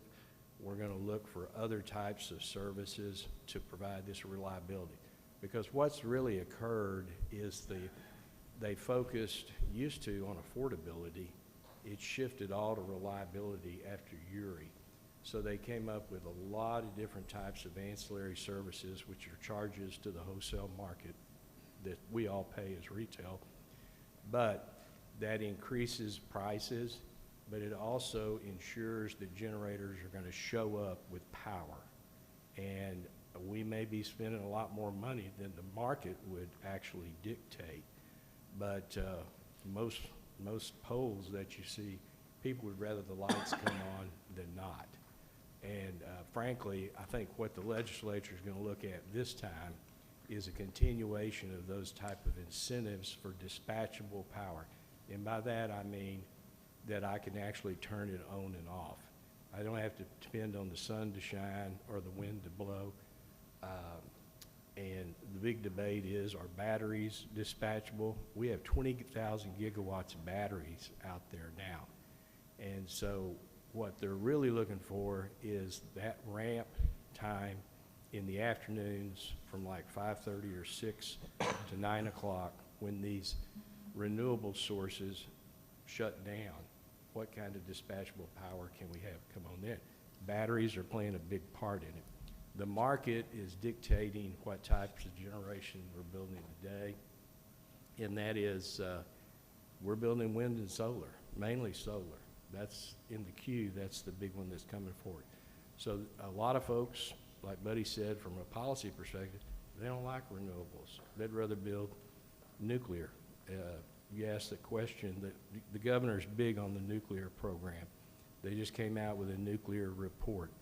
The problem is it costs, the latest estimate's $1 gazillion, but a lot of money, and it takes 10 to 15 years, probably. Now, it may get shortened. There's a lot of talk about these big loads, these AI loads. They demand 24/7 power, 24/7 power. They're not like Bitcoins. Bitcoins, crypto miners will turn it off and arbitrage the market. But the AI guys have a lot of money. This is what they want to do. And there's even talk in the legislature that y'all might want to think about, is that if you're going to come to Texas, we always serve you, right? We serve you. We have to serve you. But if you're coming to Texas, you might want to bring your own generation. And that's a huge change. The other one is, if you want renewable generation, you pay to connect to the market, and you pay more of the transmission cost. That's not been the case in the past. Mark will tell you that, you know, frankly, since Uri, we've had great prices. We've had great prices. We've had good policies by ERCOT to incentivize generation, but not a lot of it has been built. And that's why they did the Texas Energy Fund, where they're loaning money to private industry, which took a constitutional amendment, by the way. So they will, 9,740 megawatts, I think, have been announced in that program, but that's kind of down the road too. So that's just kind of an overall look, and generation and transmission, nuts and bolts, how we're going to demand response has been brought up here. That's going to be a big issue too. If I want a battery in my home, if I want solar in my home, then that's a struggle for the distribution companies from a volumetric viewpoint. How much can I do that and still keep my system reliable? So anyway, that's a little bit on the electric. Why don't you talk about my water? And then for it not to come at the expense of some community whose electricity was intended for residential use, if they're going to come, bring your own power, I think you're going to see policy this next session on that. The other thing on water, and Lindley can chime in as well, the Senate in particular, Chairman Charles Perry has made, and the leadership, including the governor, that this next session is going to be a big water session. As you all know, probably know, that the entire state's under some degree of drought, if not severe, the most being upper part of the Rio Grande. And notwithstanding the Rio Grande Water Treaty, without getting into too much detail about that, that's a surface water issue. The state looks like they really want to focus on brackish water, desal, available brackish water statewide. We have met with PUB, with Marilyn Gilbert came to Austin and met with leadership on the plans that are being thrown around very loosely. Senator Perry included us in there because the governor wants to begin with South Texas. The governor and lieutenant governor appear to have, and in this case, Senator Charles Perry, he has a very large plan, ambitious plan, $60 billion for 60 years to build a pipeline system that's funded like highways. And whether that passes or doesn't or not, the plan was for initially $5 billion out of the rainy day fund, $1 billion appropriation on top of that, and then every 2 years, $1 billion or more. I don't know if that's going to work or not, but the idea was from Senator Charles Perry, he wanted to begin here in South Texas. And even if it doesn't link up to the bigger pipeline, to begin a process of augmenting the water off the treaty with Mexico, given the limited reality, sustainability of those 5-year cycles that you all know of deliveries from that. So some of what's going to happen this next session include from the Senate appropriations for new water supply projects, appropriations for the Texas Water Fund that exists, that was created recently, but to expand that, but direct most of it to new water.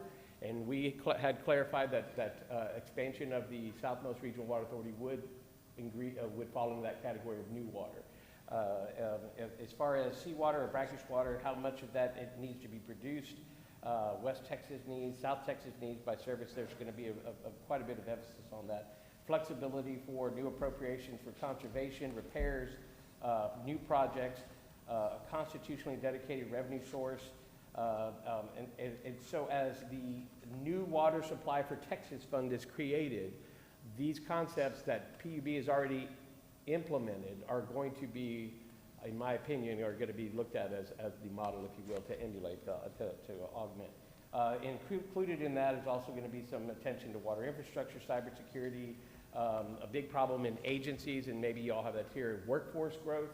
There's a real problem with finding workforce in the water industries, in the electric agencies, state agencies. They're trying to find ways to find expanded workforce eligibility, some type of new ways to get people to apply, whether it be through community colleges, partnerships with the state board of various plumbers or what have you, anything of that nature that they can get workforce licensing backlogs off the table and improve the workforce conditions.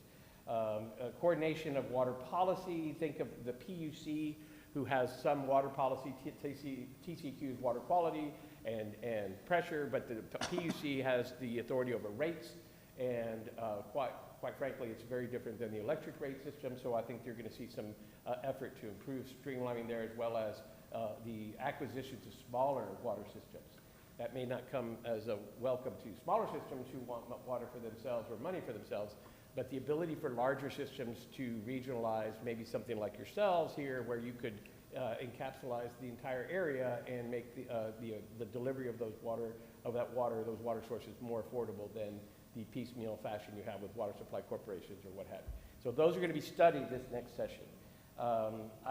There's also some other things about investor-owned utilities and them trying to make that acquisitions easier, but that doesn't necessarily affect the rounds of PUB at this time. But I do think that water will be particularly large-scale water projects. Any of the ones that they're contemplating, Brownsville PUB falls into that eligibility criteria.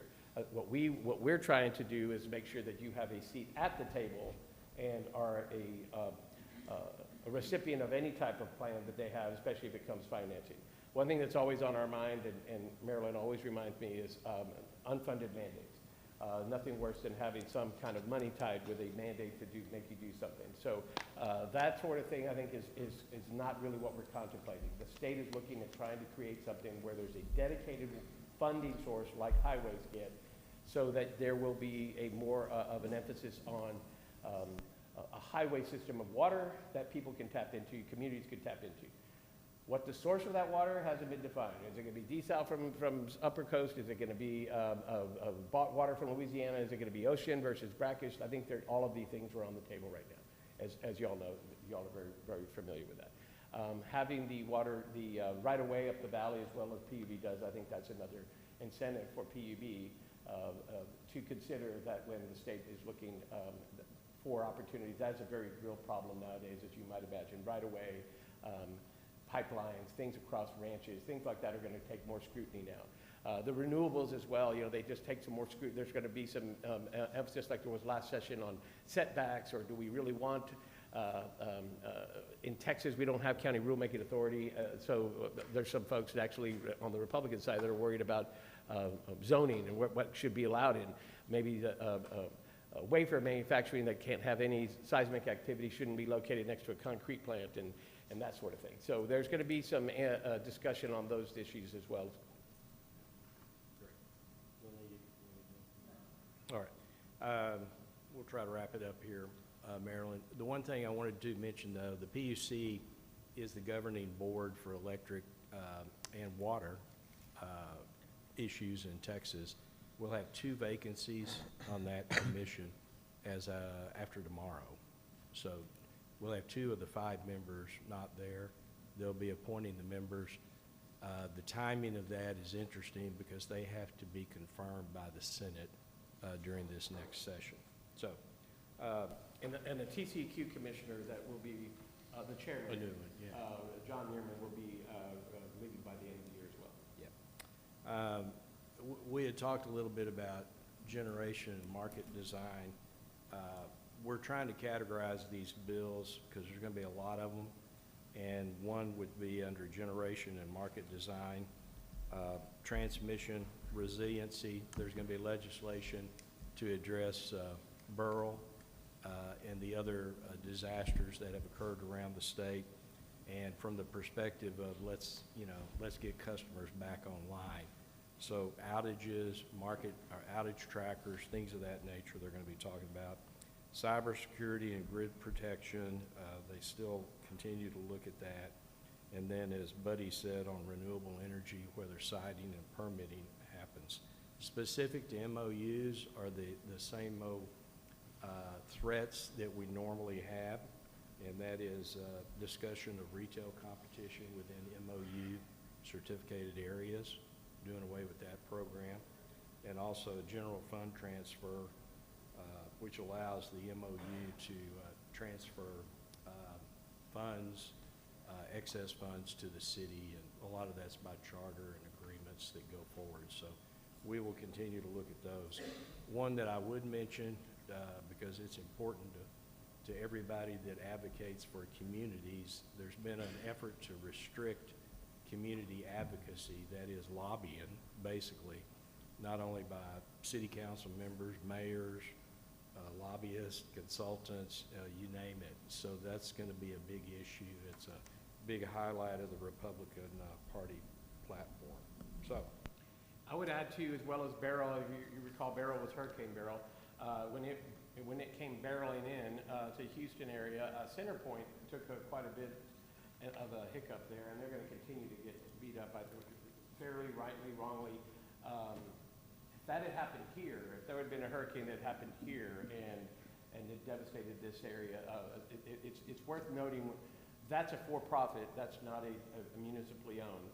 But some of the problems and what they're being, I would say that scrutinized for by the legislature is how they spent some of their money or didn't preparing for that. Vegetation management, lessons learned from the Winter Storm Uri. A lot of those things, some administrative changes really made a big difference.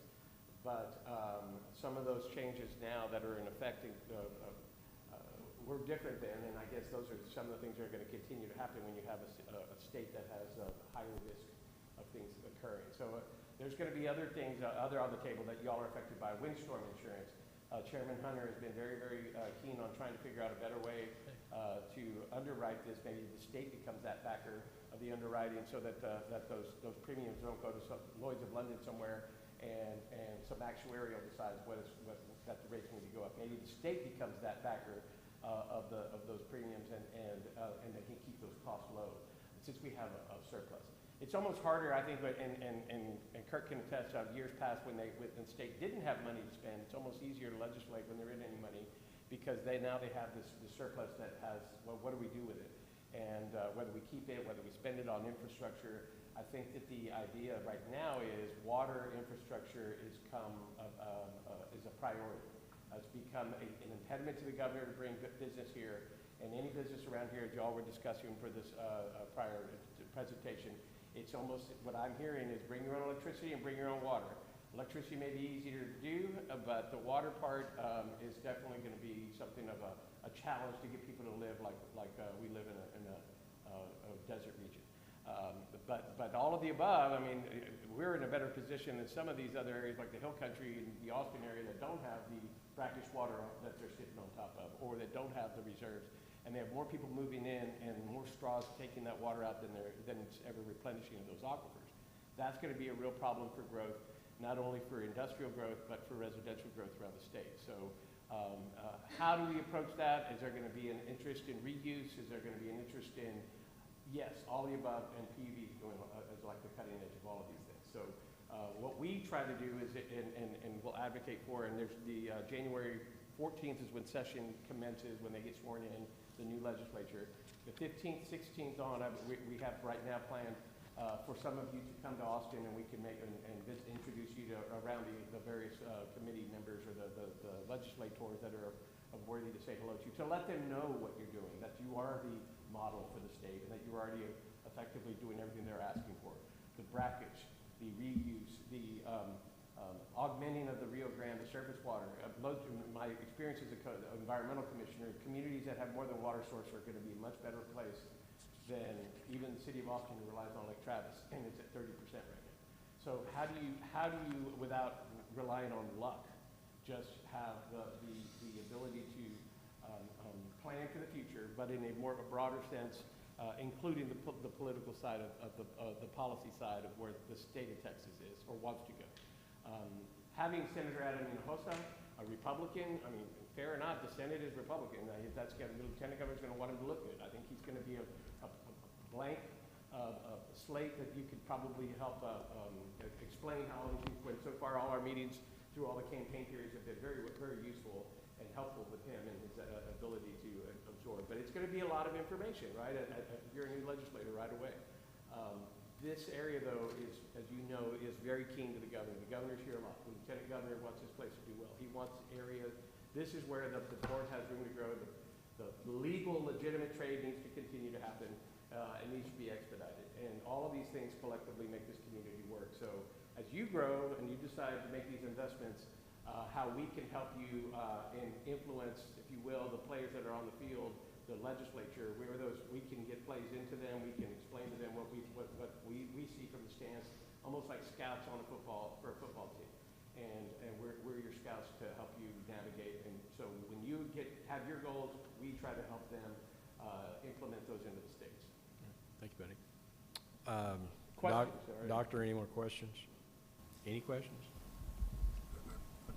I'd just like to say I got a chance to meet with Senator-elect Hinojosa this morning, and I met with him last week as well. So, yeah, he's fully engaged here. He's really wants to help. Like you said, he thinks there's a good chance to bring a lot more resources here through his influence with the Lieutenant Governor and the Governor's office. So I think it's a big opportunity for us. So, thank you for your help. Thank you, Mayor. Any others? Thank you all. Appreciate it. Thank you. Thank you. Next item, G, consideration, no, we're still in F. Number 2, consideration and possible approval of a resolution authorizing the transfer of surplus vehicles and equipment to the city of Brownsville. Good afternoon. Paul Gonzalez, General Counsel and Chief Legal Officer. Back in December, the board passed, considered staff's recommendations regarding the disposition of that surplus property, certain vehicles and equipment that the city staff had expressed interest in acquiring.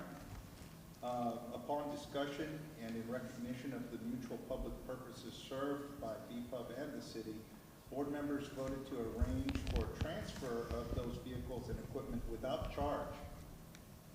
Legal counsel and staff prepared a formal resolution to fully effectuate this board determination, and the resolution, once passed, will help effectuate this transfer. Your packet has the draft language. Exhibit A is a one-page attachment included in the packet materials. It has the VIN numbers and such for each of the vehicles and equipment that would be transferred. And so the staff recommends approval consistent with the decision at the December 10 meeting. Is there any discussion on this item? No? Do we have a motion to approve? Move to approve. A second. All in favor? Aye. Aye. Aye. Aye. And no against, so motion passes. Next item, G, consideration and action on future agenda items. Madam Chair, so at this time, I noticed in your packet, it's a little bit of a different format. We're in the process of implementing Civic Plus. So you're going to see your agenda items look slightly different for the upcoming months, and everything's going to an automated system. The system we previously had was very manual and paper-driven, and so this is intended. So you saw today's packet. It's not because it's a workshop, but we're changing the process and the forming and the format. So it's going to be looking for your regular meeting very similarly like this. So for any agenda items you heard today, we had you heard on the IRP and the generation, various different aspects that we have. You will be getting in the future another meeting request. We're going to probably couple it with the January meeting, the 1-hour presentation on IRP and where we're at. And if there's any other questions or items we need to bring before the January meeting, I will also be putting board travel also on the January meeting for any of those requests that are coming in, that some of you have already contacted me for various travel for DC and Austin. If there's no other requests for future agenda items, we'll move on to adjournment. Do we have a motion? Move to adjourn. Second. All in favor? Aye. Aye. Aye. Motion carries. Thank you, everybody, for joining us, and Merry Christmas and Happy New Year.